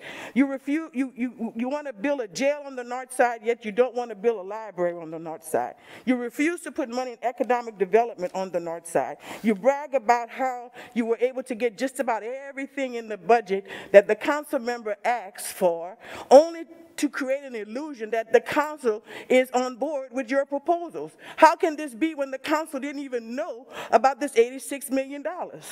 So council, I ask you to put a pause on this rush process. Listen to the people who are asking for diversity in these types of expenditures to be done by adding quality of life, like COVID prevention, healthcare, housing, youth programs, sidewalks, and yeah, maybe a little bit of infrastructure. But for Lafayette Mayor Josh Guillory not to address the COVID pandemic is an insult to the people who have died, the people who are currently infected, the people who will die in days to come. It is also, he buys a TV spot to pick up trash for the parish proud, but then will not ask us to wear masks. So council, I ask you to stand up, say no, and do the right thing, and for God's sake, let's stop all this madness. Thank you. Final speaker is Kim Boudreau. Good evening. Not sure how to follow Marja. Thank you for your comments. I just want to be here tonight to represent the people that are calling us, your citizens, your constituents that are calling us on a daily basis. This month, every day, we have averaged 500 calls a day from your constituents who are facing crisis right now. We're in a free fall, a complete free fall right now. And we're currently experiencing our 4th and worst surge. And I feel like it's hard for me to even articulate right now what we need in the community. I know we need a lot of things. Your constituents need a lot of things. We're finding families that are living in their cars all summer with their children, with babies. And as they're trying to put their kids in school, the schools are realizing that these kids don't have an address, they're filthy and they're hungry, and these cars are parked in your districts. We found them in your districts.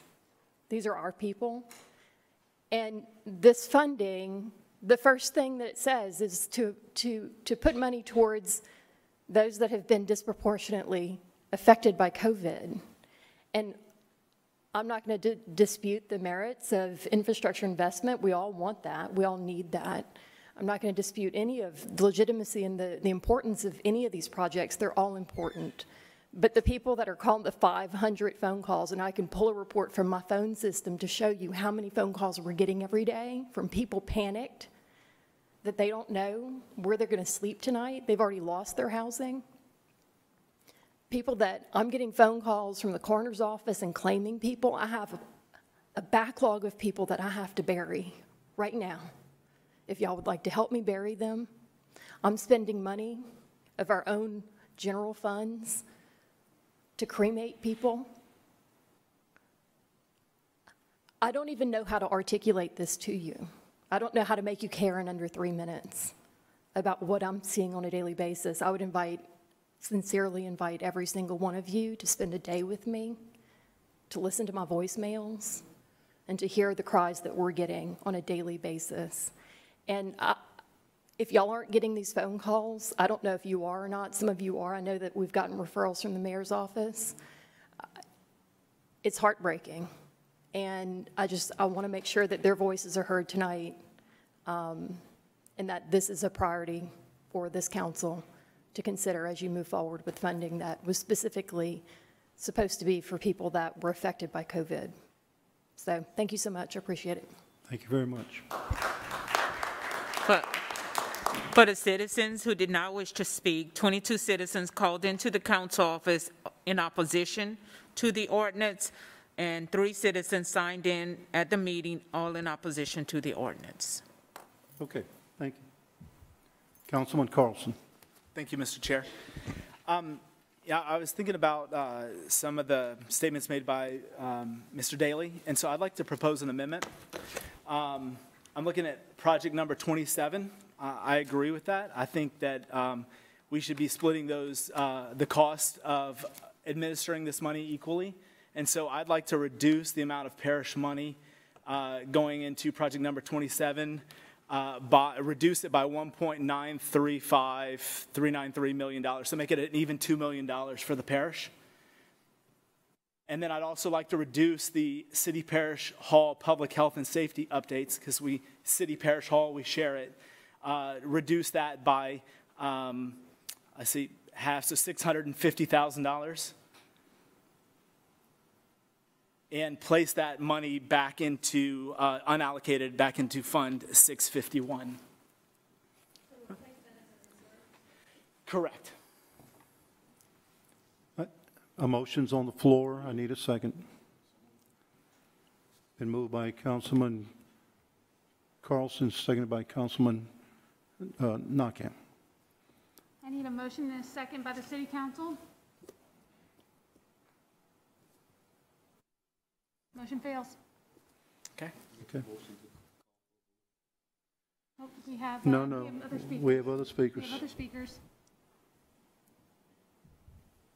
Councilman Andy Nakam. Thank you.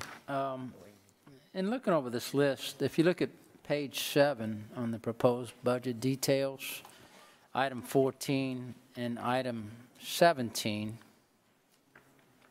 on the parish ARPA funds,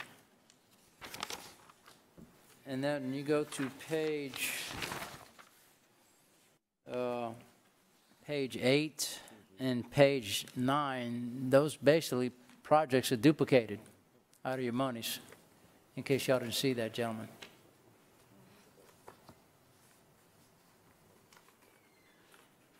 So they're pulling that money out twice. Yeah. Mm-hmm. So project number 14 is equivalent to project 34, and project 17 is equivalent to project 40. And therein lies some more confusion with what's going on. Mm-hmm. I just wanted to bring that up. I think that needs to be addressed. Sidra, you wanted to say something? Sure. I can, specific to those projects, and thank you, Councilman Nakam, for bringing that up. For those that we went through, that we did visit, but we didn't have the opportunity to go through it line by line. Those 2 particular projects, Mill Creek and the Vermilion Hydraulic Study, those were split. Those were split projects. And in the end, there wasn't enough money, city money, to go around for the city to pay for its half of the Mill Creek drainage improvement and the Vermilion Hydraulic Project. So that was applied to the parish ARPA. So it wasn't a duplication specifically. It was the full amount in totality, half of which would have been normally the city's half of which would have been the parish's half, but it was absorbed by the parish ARPA funds because they had a greater amount. Just a clarification, it wasn't a duplication specifically. So at this point, with the amendment that was put through to take out that city parish ARPA fund and the city projects, that was part of that money. Correct. So those 2 projects are not funded now at this point. They're only half funded at this point. That's okay. correct. Thank you. Okay. Mr. Lazard, you have the floor. Can y'all hear me? Yes? Because I have to keep my mask on. Go ahead. I'm sitting up here listening to all this, and we are literally, well, that too, but we are literally in the worst phase. Sorry, I was trying to, sorry, that was my fault. Go ahead. We're literally in the worst phase. Sorry. My control issues kicked in. Go ahead, sorry. Can I get my time back? We are literally in the worst phase of probably the worst pandemic in the history of the United States of America. The world, thank you. We have record rates of hospitalization, record rates of deaths, if you will. So we allocated this money, in my opinion, to deal with the impact that COVID has had on this community. There's absolutely nothing in here that addresses those issues. This is a golden opportunity for us to correct some long-term systemic issues that have plagued this community, state, and nation for years. And we're literally passing it up to focus on what? Roads, streets, bridges, and drainage. Unbelievable. And everybody's entitled to their opinion, and I'm really not debating the merits of these projects. But I have a serious issue with using this particular pot of money to fund those projects. I think it clearly violates the letter and the spirit of what these funds are intended to be used for. And that is to rectify problems caused by COVID. And yes, that includes things like housing, addressing health disparities. COVID has had a disproportionate impact on poor people and people that look like me, frankly, okay? And that's a reality, okay? And yes, if I have to, I can provide the documentation and the numbers to prove it. So, you know, we're talking roads, streets, and bridges. And it's not that those things aren't important, but that's not what this money is designed to be used for. Plain and simple. So let's take advantage of the opportunity, a once-in-a-lifetime opportunity, to literally change the social fabric of this community. This is our chance, people. First of all, so I guess that's telling y'all how I'm going to vote, right? So, but anyway, so moving on. To my colleagues on the parish council, I said from day one that this should have been introduced as separate ordinances so that the parish would have the opportunity to spend their money as they see fit, and the city would have the opportunity to do the same. And I still feel that way. So obviously I'm going to vote no, because I don't think that this is what this money is designed to be used for. Congress just passed a $1.1 trillion infrastructure bill. Louisiana is scheduled to get, I don't know, $6.5 billion from that or whatever. That's what that is designed for, infrastructure. So let's take advantage of the opportunity we have before us to finally do the right thing. Thank you. Ms. Saber. Sidra, I'm going to turn your mic on real quick. I get the concerns that everyone has, and I think a lot of the council members have the same concerns of what can and cannot be used for. There you are, Josh. I couldn't see you were leaning back. You can answer it as well. We find out, did I hear you say, or one of you say, that we find out in September the official list of rules that it can and cannot be used for? I think that was Assistant City Parish Attorney Gadlock that was referring to that, but the timeline is still not official. So we're under the interim. Feel free to come up and correct me, but we're under the interim. The final interim, or it's very confusing. It was Mr. Voss who suggested Treasury. Speaking to the mic. Speaking to the mic for us. Sorry. It was Mr. Voss actually who mentioned that the Treasury is expected to finalize their rules in September, and I have heard that expectation too. We do know they're moving fast, but we don't know when they will come out with the final regulation. So September is when they make the decision, but you'll have to explain to me that process. Is September we will find out? September, October? well, when, as Lori already mentioned, reporting requirements begin almost immediately. There's interim reporting at the end of this month. There's quarterly reporting that starts October 31. That is intended to allow local and state governments to get moving if they want to, and to get moving on the projects they find important that matter now.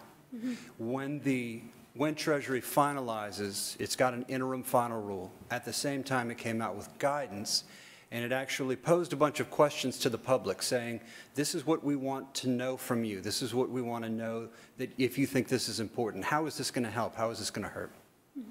As it's gotten comments, Treasury has issued FAQs addressing exemplar projects. Can we do this? Can we do that? Is this okay?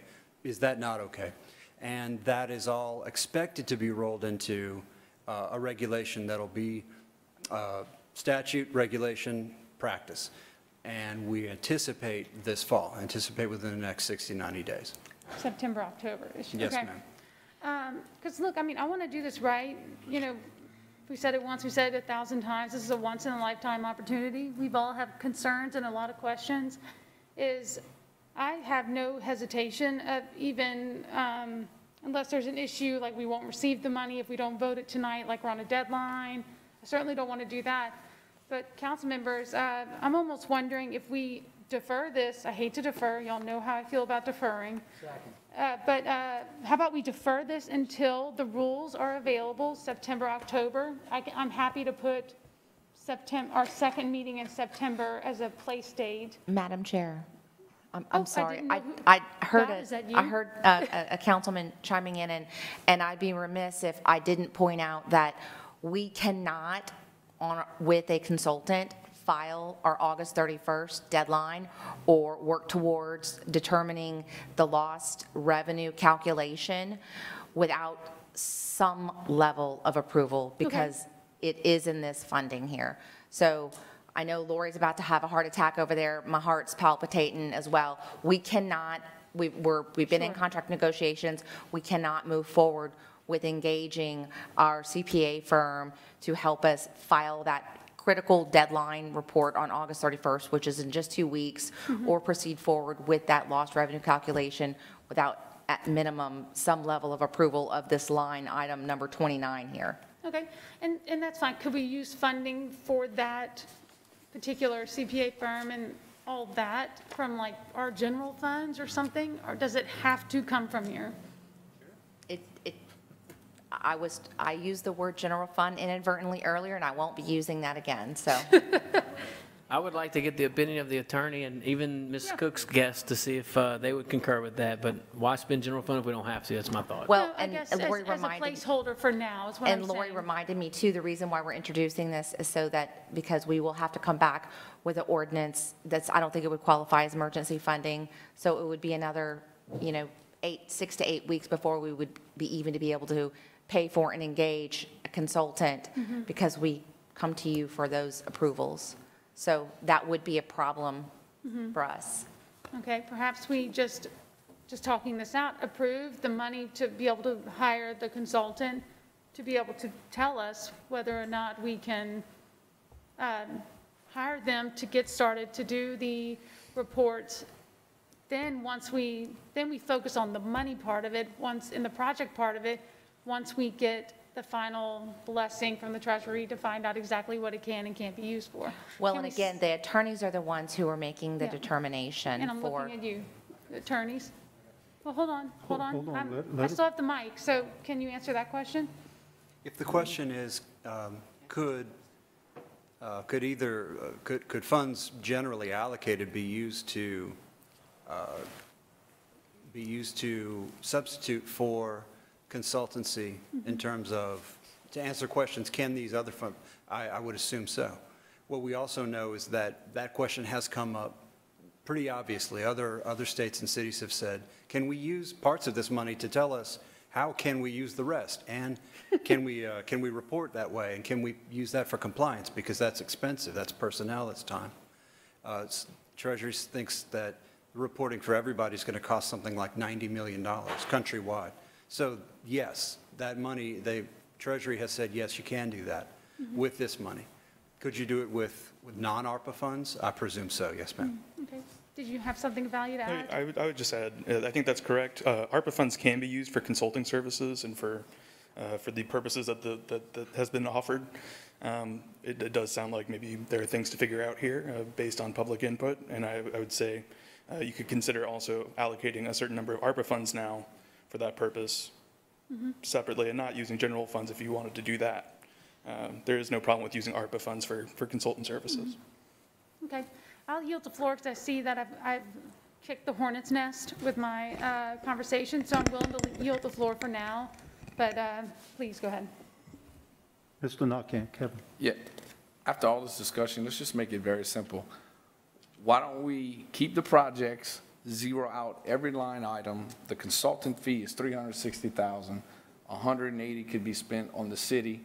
180 can be spent on the parish. You keep your projects listed, you zero it out. We can potentially come back and add the Faith House and these other homeless shelters as a potential opportunity to put some funding there. And then that way all your projects are there. You're not approving the spending of $85 million. You're basically approving hiring a consultant who's going to determine which project's valuable or not. And in that way, when he says this project's good to go, then we already know what project it is. Then we can just allocate the money towards that. But there's also opportunities to come back and look at the Faith House and other homeless shelters to see if a road is not going to make it, but yet we can help the community out in those avenues, then that makes more sense. That helps get the consultant hired. That helps get the process going. Okay, so we're not spending any money right now. We're going to spend $360,000, 180 from you, 180 from us. We get the consultant. It takes care of everything. And then we can, other opportunities to come back and help the community might be there. And I'm all in favor of helping those entities and those programs. But I think that's the smartest thing to do right now, because if not, my boy got school tomorrow, and we sitting here talking and we spinning our wheels. So I just think it would make sense. So you're not saying yes to spending $85 million. You're saying yes to splitting the consulting fee. Keep your projects within the city. Keep everything as is, but just zero out those line items. That you're not allocating any money. Let the CPA, let the firms, let our people decide which project's what. And if the money comes in, then we have a starting spot. But I mean, we're not going to get the right information if we don't hire the consultant people. Right. So my point. that's my amendment to put this thing to bed. Did I get a second? I second. It's been moved and seconded by Councilman Nakane, seconded by Councilman Carlson.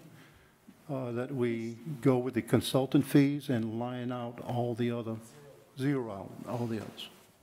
And I think he said half and half, Right. city Yes, and It's parish. 160 for the consultant, parish will pay 180, the city will do Will their pay 180. Gotcha. Keep your project list the same, you just zeroing it out. Brought all the other projects. Right, and then I think myself and somebody else might get with Mayor President, we can look at some homeless, we can look at the Faith House, I believe in those things that need help, and maybe those entities will get the funding, because maybe that's exactly, to Lazard's point, where that money should go. If it's not going to a road project, we can't spend it, we might as well give it to where it's intended for, so. Okay, we have a motion, second, we need. Well, city- hold on, y'all, but let's find out if we can even do that before we start throwing amendments out there. So, because I see all of y'all panicking over there.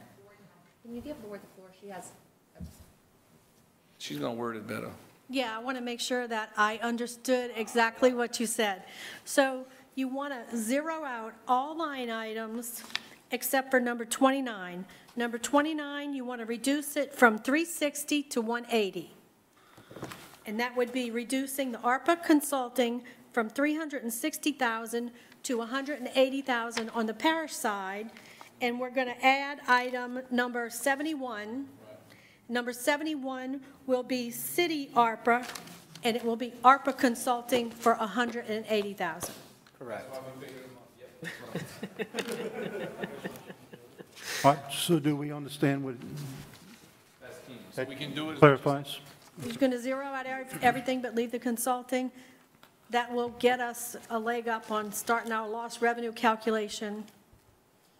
I want to make sure that the projects stay as they are. I'm not requesting that you zero out the money and get rid of the projects. Just leave them as if we're going to do them, and the consulting firm can. In other words, we're not going to move on the projects until we get clearance. All the from projects will consultant. be in a reserve. Yes. Okay. I'm good. You good? So you need a motion and a second, I guess. We have one. Well, we can let the council members discuss the motion. There may be some questions. Did y'all get one on your side? You need a motion. Yes, sir. Okay. Can I get a motion and a second from city council? I have a motion by Nakhan. Can I get a second? No motion, motion fails. So wait, the motion, y'all are failing the motion for, so, no. So we won't be able to file a report on August Want me to 31st. do anything? So again, that's why I wanted to not be throwing these, like, we need to have a discussion to hear why people This thing maybe just- disagree with it. They may, Councilman Lazard, you have the floor. Councilman Lazard, you have the floor. Look, I don't have a, I don't have an issue, Kevin, I don't have an issue with paying for a consultant. I don't have an issue with that.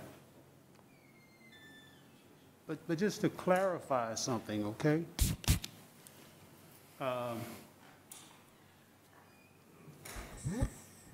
You made a comment, and just to clarify something, I'm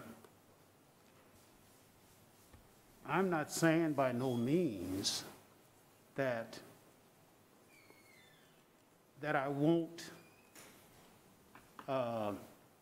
social service agencies, if you will, for lack of better terminology, to be a backstop, okay? No, okay, no. That we would fund those types of services in the event that we find some of these infrastructure projects do not qualify. Just a point of clarification. Hold on. Let him finish.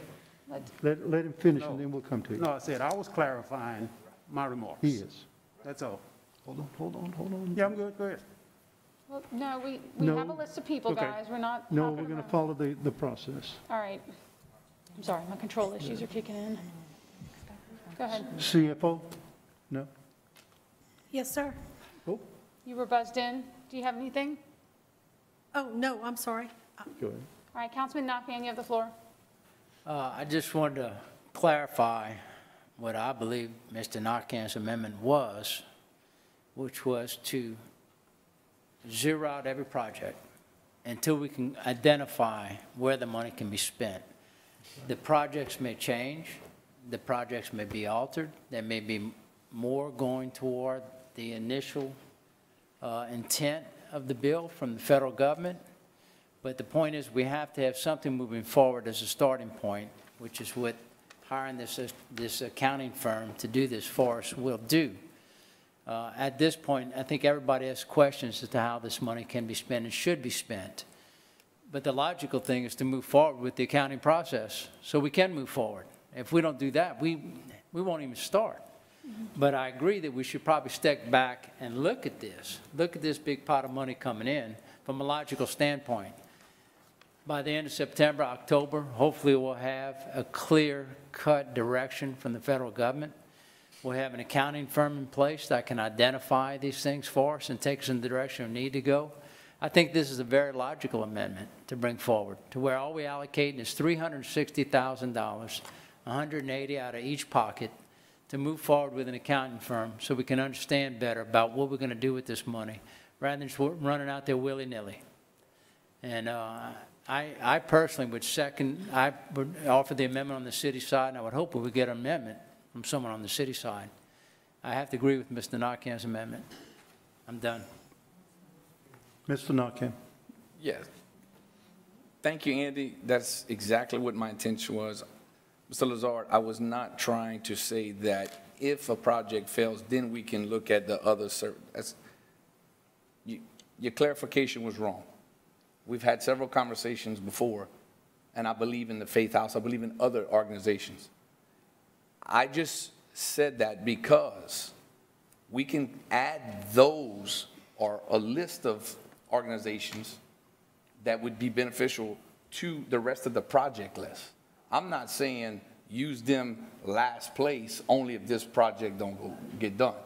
My point was it would give us an opportunity, since we're zero lining out everything, that now's the chance to come back and put some of those things in there, because you're not allocating money to it, because now the projects are listed at zero. So my amendment will give us a lot better opportunity, and all I'm asking is 180 from you guys, 180 for us to hire the consultants to get the ball rolling. We had a guy come here tonight. Ms. Cook got a guy here to kind of go through the process. We have another guy here. They're all talking the same language, but if you don't hire the consultant, we're not. You have nothing. So I would hope somebody would reconsider on that side to offer the second and pass an amendment, because then the community wins, because we're not blowing $85 million. We're spending $360 for a consulting firm to analyze the situation, and then it gives other council members that have organizations that reached out to them an opportunity to put them on a project list or a line item. If you don't do that, then you don't have anything. We lose tonight, and we waste 3 hours. So, I mean, that was the only simple way to do it, because there was some hiccup on spending $85 million. So I think this brings a neutral point where it's a win. Hire the consultant, keep your projects, add other organizations that could benefit, and let's go with it from there. That's my clarification. Mr. Lewis? Thank you. I understand what you mean, Kevin, but I think my understanding that if we wait a while, can't we bring it up to an emergency meeting? This would be emergency. Can we bring it up as an emergency meeting? I think what the problem coming from my opinion or observation is that the amendment that you are saying, Mr. Nakane, I think where a lot of people have a problem with it, especially myself, is that as far as transparency, we want to make sure that the city council, just like the parish council, has a say-so where the funding will go. When you talk about zeroing it out, but let me finish my thoughts. When we say zero out, that means zero out, but keep the projects there. But the council members over there, we are saying as far as the city council, we didn't have any dealings with the ARPA funding. I know the mayor president asked us what we wanted to do with these funding, but my opinion was about just the general fund, not about the ARPA money. So we want to have a say-so where the ARPA money is going to have this autonomy that the city is asking for, and I'm sure the parish as well. So that's just my opinion about it, my observation, that the city council want to make sure that our constituents have their say-so. And Mr. Daly said there was only 2 council members had meetings, which was myself and Mr. Lazar. And we just had 1 council meeting town hall meeting, I should say, with our constituents. And we would like our constituents, like what they are saying now, and other people, what they are saying, this is how they want this money to be spent. And again, I understand what you are saying, but this is my observation about maybe that, we can iron that out. Thank you. Ms. Toops? Yes, I just wanted to make sure that you guys knew the way that I stated the amendment would be that the only thing the administration is approved to do is to hire the ARPA consulting and compliance person. By putting all of the other money in a reserve makes it necessary for us to come back to you to spend anything else. Whether you name the projects or not, you said through that amendment you want to put the money in a reserve, so that does require us to come back to you to spend anything other than the consulting and compliance money. I don't know if that makes a difference, but I wanted to make sure you realized we can't add a project back just because it was listed, because this amendment, you told us you're setting it off to the side and it's in a reserve. Okay, thank you. Mr. Rubin. Thank you, Ms. Toops. I appreciate that clarity right there as well. And the thing is,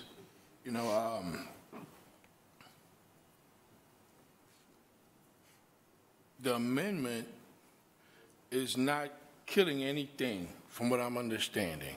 We're not killing anything.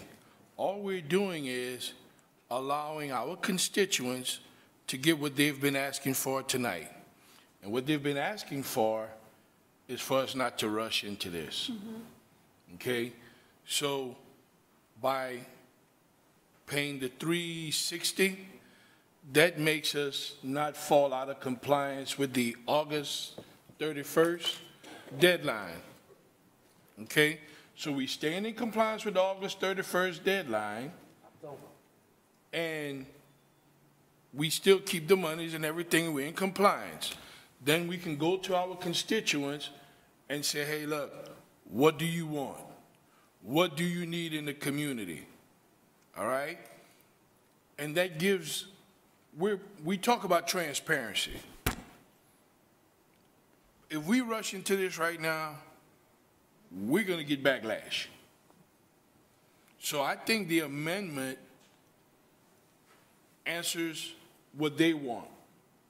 And we supposed to work for these guys. So I say, I would hope that we can get a second on the city side. Thank you. Mr. Narcan. Andy. Again, I want to offer the amendment that the parish has already put forward, that the city put up $180,000, their half of hiring the accounting firm, to move forward with this, understanding that this whole project, this whole list may be thrown out the window one day. And we're going to basically start all over. All we're doing is getting the money here with an accounting firm and then getting clear understanding where we can spend it. It's not changing anything. Like Mr. Rubin said, I agree 100%. Like Mr. Narcan said, it gives us an opportunity to step back and look at it and try to look at it with clear eyes. I think these people would appreciate, and move forward with projects that will be benefiting everyone in the long run. So I would offer the amendment. I'm hoping I can get a second. I have an amendment by Narcan from the city side. Do I have a second? Do I have a second? Yes. A second by Lazard. Hold on, they have to go next. We did. All right, so no, we just re-offered it, so y'all are good, okay. All right. Did you want to buzz in? Let's just make sure that the... Buzz in, so we can turn your microphone. Councilman Lazard, you have the floor. Can I get, I second the amendment, right? So can I get the language, the specific language again, Paul? You got the specific language? Just, Can you what? I was asking Paul or Ms. Toots for the Okay, specific so language. we need to before put we legal vote. on? Yeah. All right, Yeah. go ahead. Legal, you're on. All right, maybe I'll try and restate it so that Ms. Toops can make sure that not only herself understands it, but all of us understand it as well. So the offered amendment is that all ARPA budget line items are to be zeroed out except for item 29. The amounts that are zeroed out are moved to ARPA reserve accounts, parish and city side respectively. I assume the parish dollars that are zeroed out go to the parish reserve account, ARPA account, and likewise the city. With regard to item 29, which is not zeroed out, that is amended and reduced from $360,000 to $180,000 because it currently appears under the parish section. Then we will add a new item, ARPA budget item 71, which is on the city side. It will be identified as an expense for ARPA consulting and compliance, and it will have a dollar amount of $180,000 as well. Sounds good to me. All right. All right. Well, hold on.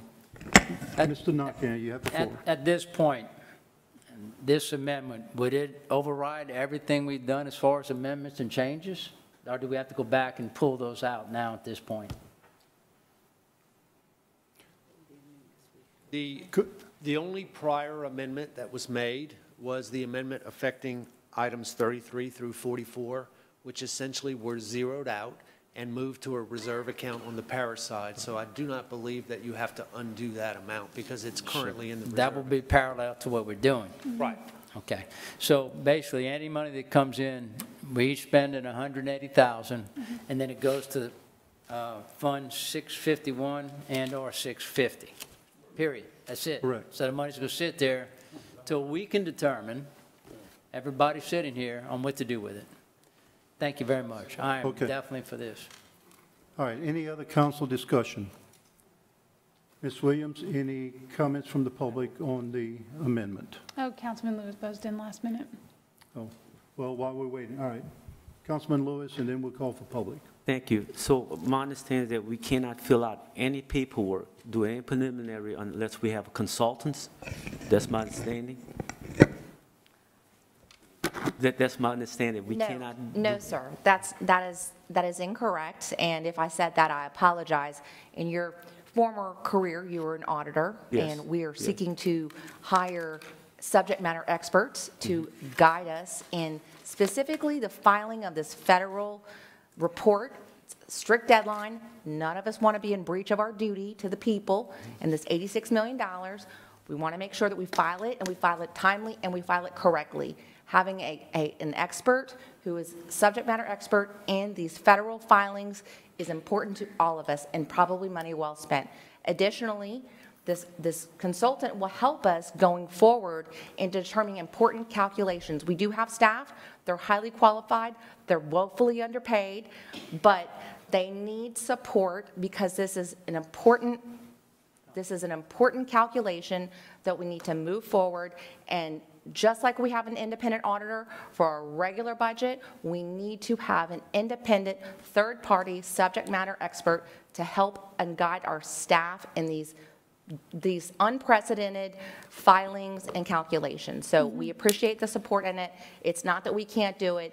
It's just that we would want to have an expert on this. So who compiled all this right here? It was just the staff, correct? What are you referring to? Well, I mean, I'm talking about what we're looking at now. It was just the staff, the project list. Well, you know, everyone submitted projects, and we took all of those.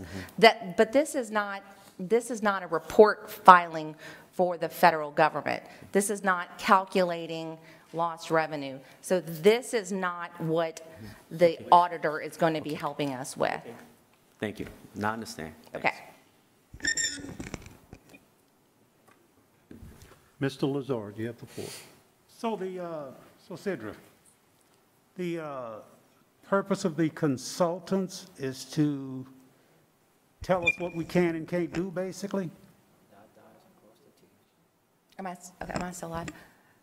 So the auditors, we're seeking specifically right now to have them help us with the filing of the August 31st report and for the lost revenue calculation. That is very specifically, we have a very narrow scope of a contract for them. Going forward, we will take these funds, we will put forth a RFQ. We have to follow federal guidelines for procurement to hire an audit firm. It may or may not be the same firm to guide us through this entire multi-year process. So there's two things that we'll be doing with auditors. Most immediately, we've got to file this August 31st deadline. We need confirmation, and we need to get that lost revenue calculation confirmed. Going forward, it's very specific under these federal guidelines, specific to this federal allocation, direct allocation. We've got to follow federal procurement guidelines. We'll have to go to RFP or RFQ? RFP to Q to hire an auditor to guide us through this entire multi-year process. So, but most immediately, it's a very narrow scope. Does that answer your question?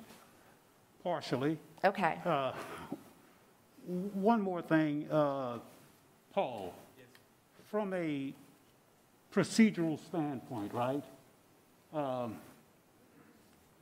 does the amendment that Kevin offered affect the ordinance itself? Because we had introduced the original ordinance 2 weeks ago, and it was up for final approval tonight. So just for clarification for the public, how does all that? Well, the actual ordinance that was introduced that is up for final tonight refers to and adopts by reference and attachment the actual budget councils have been discussing all night and what are the subject of the amendments. So as the budget attachment, which is part and parcel of the ordinance, is amended, it's essentially amending the ordinance because the ordinance refers to the document as attached and made a part thereof. Is that the question you're asking? Yeah, so in layman's terms, does it have the same effect of rejecting or nullifying the original ordinance? No, absolutely not. Okay. No. But by zeroing out the projects, it in essence amends the original ordinance, right? It effectuates an amendment of the ordinance. Because now the attachment that it adopts and attaches by reference has been changed. Okay, good enough. Right. Thank you. Sure. Mr. Nakane. One more time. Just to clarify, the $360,000 that we're spending is 0.42% of the 85 point whatever $1 million we're getting, 0.42% to make sure we're not having to pay back $85 million because we did it wrong. Correct. That's the whole point behind this. So let's get it right. Okay. All right, Ms. Williams, no more council discussion. We turn to public comment. On the amendment that's on the floor regarding zeroing out projects and only appropriating the $360,000 for the consultant, is there anyone in the audience that would like to speak? Jeff Daly? Anyone else? Marja? And we have the young lady in the back. Okay. How about 2 minutes now? You always do, Jeff. Okay, I think it's really important to note here, guys, this is a false emergency created by the administration. This step is the first step we should have taken. We should have appropriated the money for the consultants so that you all could have known what is actually eligible or not. That could have been done 2 months ago, okay? Like, there was no reason for it to be now. This August 31st date is for an interim report that simply documents what you've done so far, which is nothing. So that report cannot be that difficult. You do not need a consultant to be able to help with that.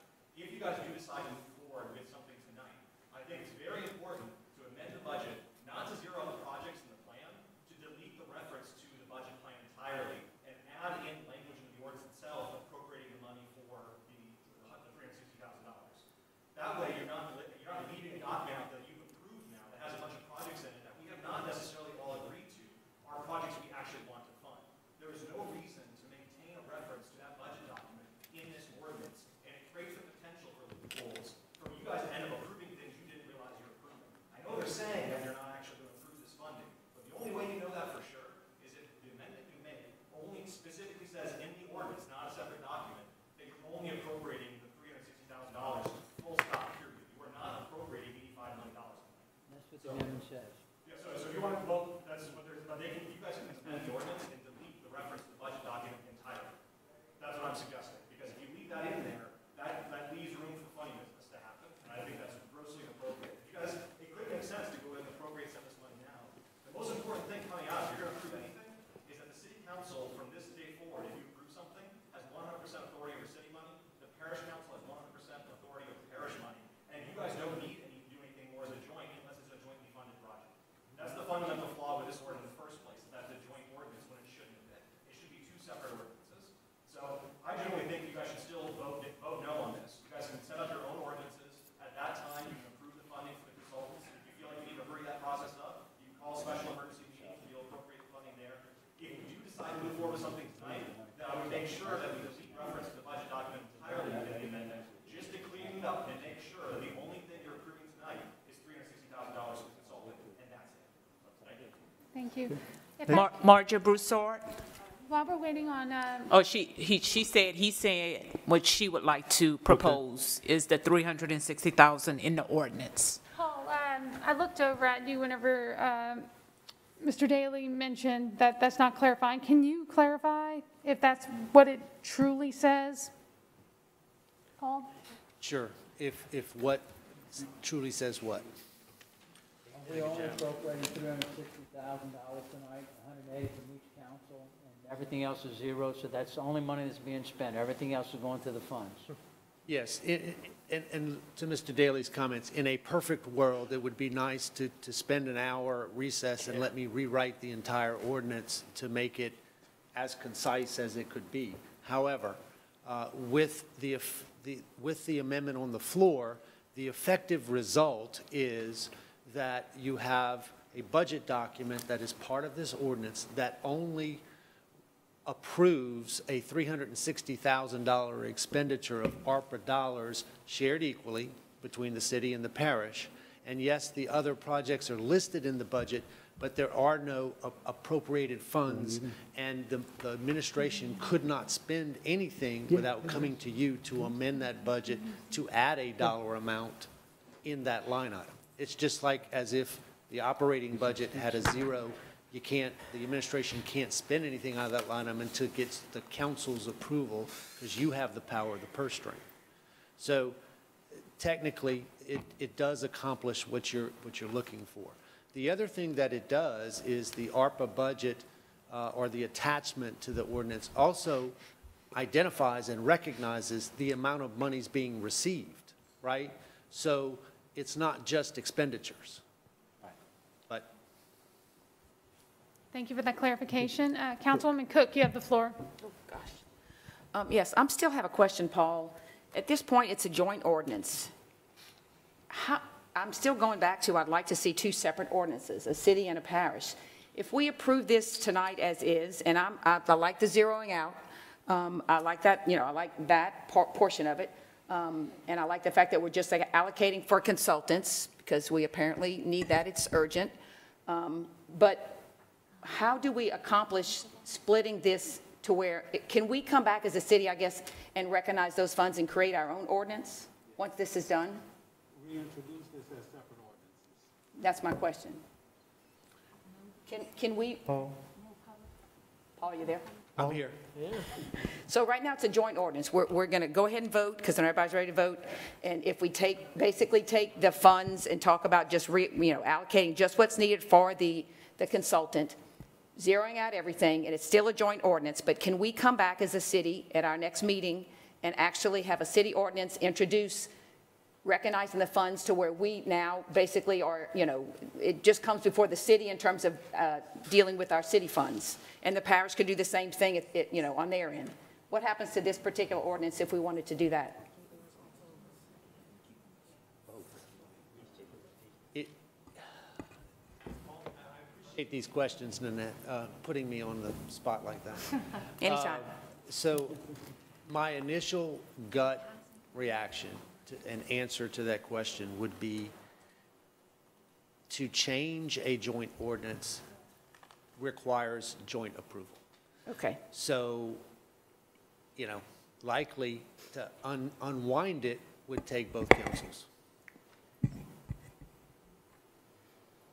And I guess an amendment, I can offer any kind of amendment to change this to a separate ordinance at this point. Okay. No, it was advertised. It's and advertised as a published joint. As a joint. Okay.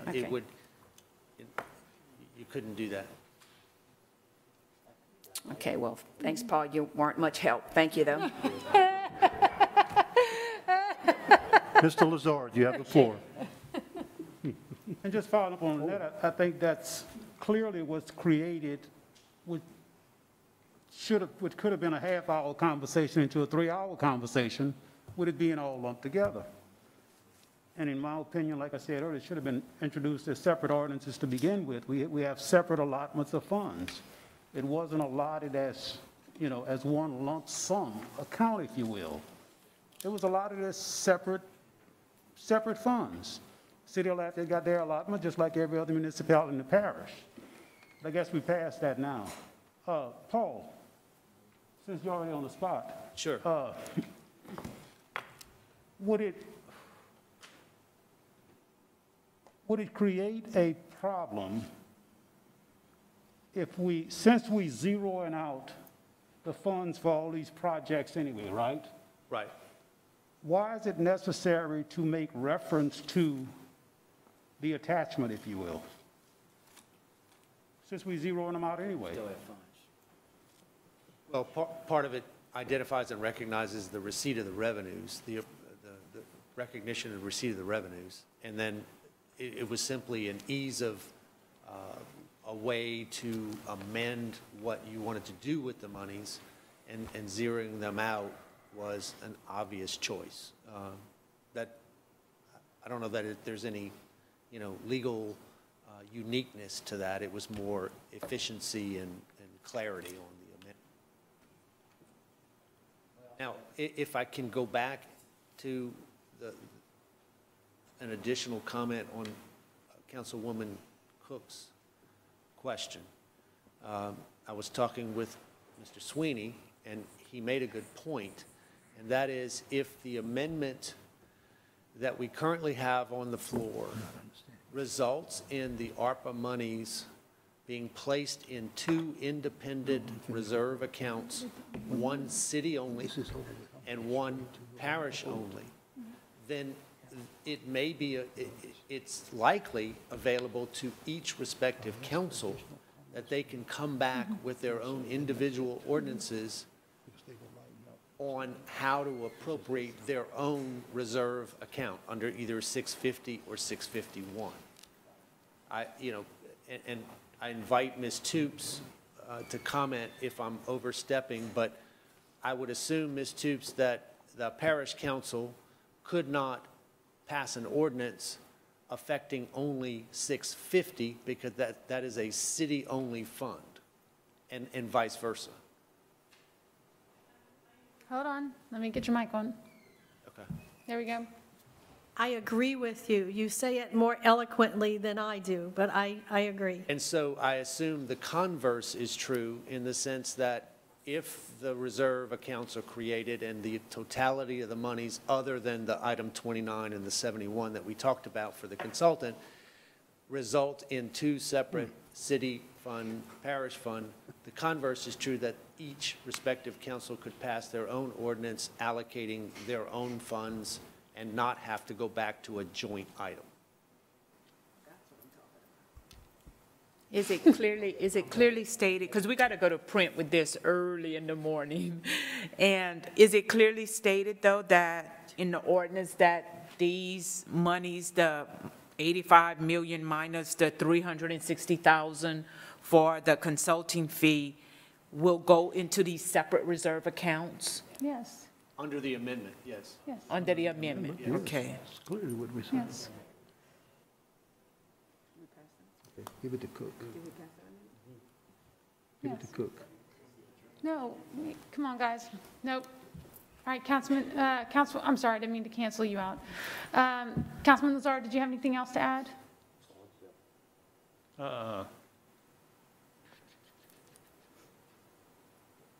No. Okay, thank you. Councilwoman Cook, you have the floor. Okay, last time, Paul, just to make clear, you still there? Yes, ma'am. So we could come back as a city, if what you're telling me, if the money, and the parish could do the same thing, in a reserve fund, we could come back and pass an ordinance that basically states how we want to spend the money in our reserve account. That's the only conclusion that I can come to based on the fact that those monies would be in a city-only reserve account. Although they're ARPA dollars, they're still city-only dollars. Right. And you, just like any other line item that is city-only, like police department or fire department, you're the only one that can spend that, and you don't need the parish council to do it, and vice versa, parish with the parish courthouse or whatever it may be that's parish only. And again, that's why I invited Ms. Toops or anyone, Mr. Gowdlock, if you have any, he seems to agree with me that you could do what you're looking to do. He doesn't, yeah. Okay, so that makes, so it would come just before the city, and the parish would have their own and do what they. Fund 650. For Right. anything, only 650. So we have to acknowledge that as the fund, okay.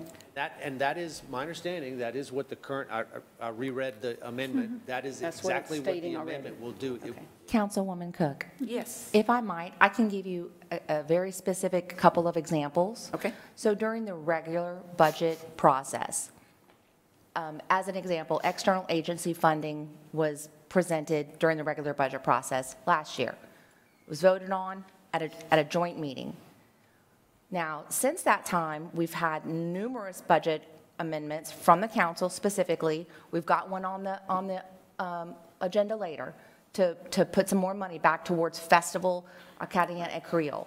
That happens, and we actually had this conversation, you and I think I had it with Councilman Lazard as well, that you have full control over your very own budget once we get past the budget process. It is a joint process together, but then you can come back and do whatever you want, and the parish council, as long as it's a city-only project, they cannot interfere.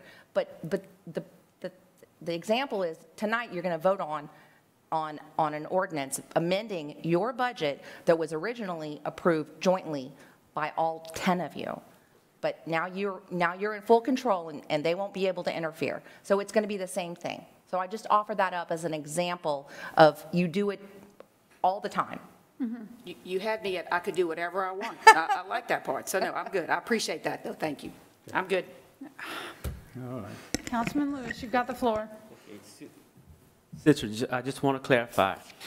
Being that we approving this jointly, then you're saying that we can come back, if it's just line item 650, only the city, we won't need the parish to vote on anything because it's item number 650, that only the city will vote on it. Fund 650 Yes, is a ma'am. city-only fund. Right, And right. so if you propose an amendment to Fund 650, Right. only the city would vote on it. Same thing, when the parish goes Right. to propose amendments to Fund 651, only the parish will vote on it. Because it is a parish-only fund. And it's only, 650 is only a city Correct. fund.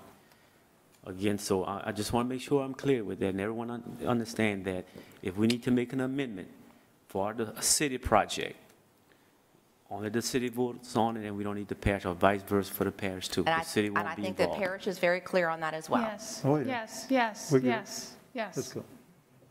Anything else, Councilman Lewis? All right, Councilman Lazard, you have the floor. And it concerns me, Sidra, when you say if we want to make any amendments, okay? That concerns me, in all honesty. I'm thinking in terms of, once we separate the money, if you will. The money's The separated. money's already separated. Correct. So we have two different accounts set up, right? Correct. So I guess my point is, when we come back and start having discussions about projects and how we're going to use this money, is that going to be in a joint session? No, sir. Hold on. The Festival Acadien and Creole budget amendment that you put on the city council, that's going to happen when we get through with this, you put it on. So only the city will be voting on it. I understand those. Okay, it's the same concept. Not a problem. Okay, so when we come back and start having the discussion, about how we're going to use the money and how we're going to spend the money.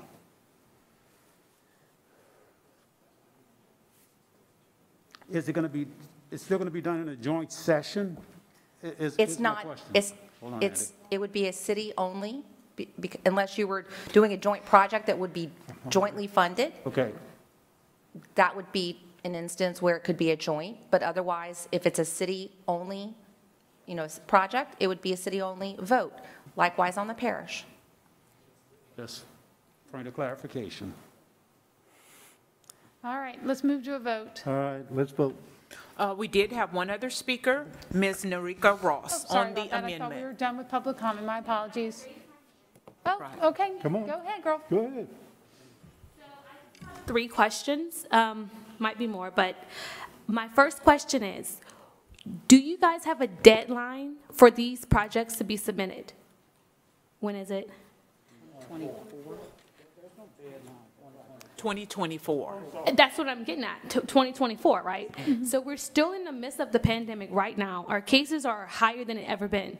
So why are you guys rushing to do this now? But my other question is, where was these projects come from? Like, who created these projects? I heard you guys said the councils submitted these projects, right? So where did, where do you all get those lists of projects? Like, where do you, as Kevin Aquin, where did you go in the community to form this list of projects? Like, who did you seek out in your community? I'm trying to see We don't do Q&A. No, I'm trying to figure out where these projects come from. Where did every single councilman and woman get the idea for these projects? Because the only reason why members of my community are here is because they felt that their voices was not heard. So I'm trying to figure out, why can't we move forward and just strike all references to projects and create a new plan that have the community input? So why can't we just strike all reference to projects and start fresh? We just did. No, and that's what I'm saying. I just wanted to make that clear so I know where the community could go to submit these projects, because I'm trying to figure out, because That's what we're doing. Contact your council member. I know, but I'm just saying for people watching too as well. Everyone? And just from previous budgets that we've had, you put zeros on all the budgets, but like she was just saying, all the projects will still exist as a named project, but they just will have 0. So that's what, just to be clear, they will all still exist. Right. All right. Any other public comments? Let's call for the vote. On the amendment, On yes, yes, sir. On the amendment. Did amendment already? No, we need to vote on the amendment. Yes. On the amendment, City District 1? City District 1? Yes. City District 2? Yes. City District 3? Yes. City District 4? Yes. City District 5? Yes. Parish District 2? Yes. Parish District 3? Yes. Parish District 4? Yes. Parish District 5? Yes. Motion to amend is approved. All right, now we will go to the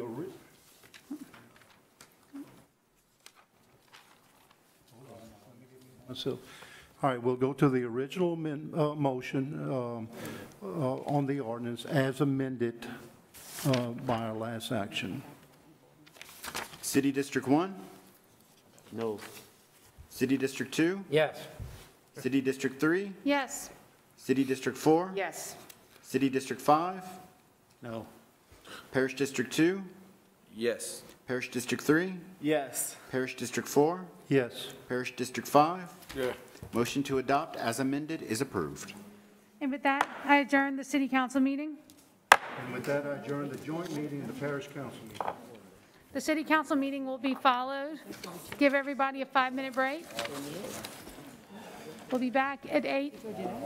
I'll be generous, 8:10.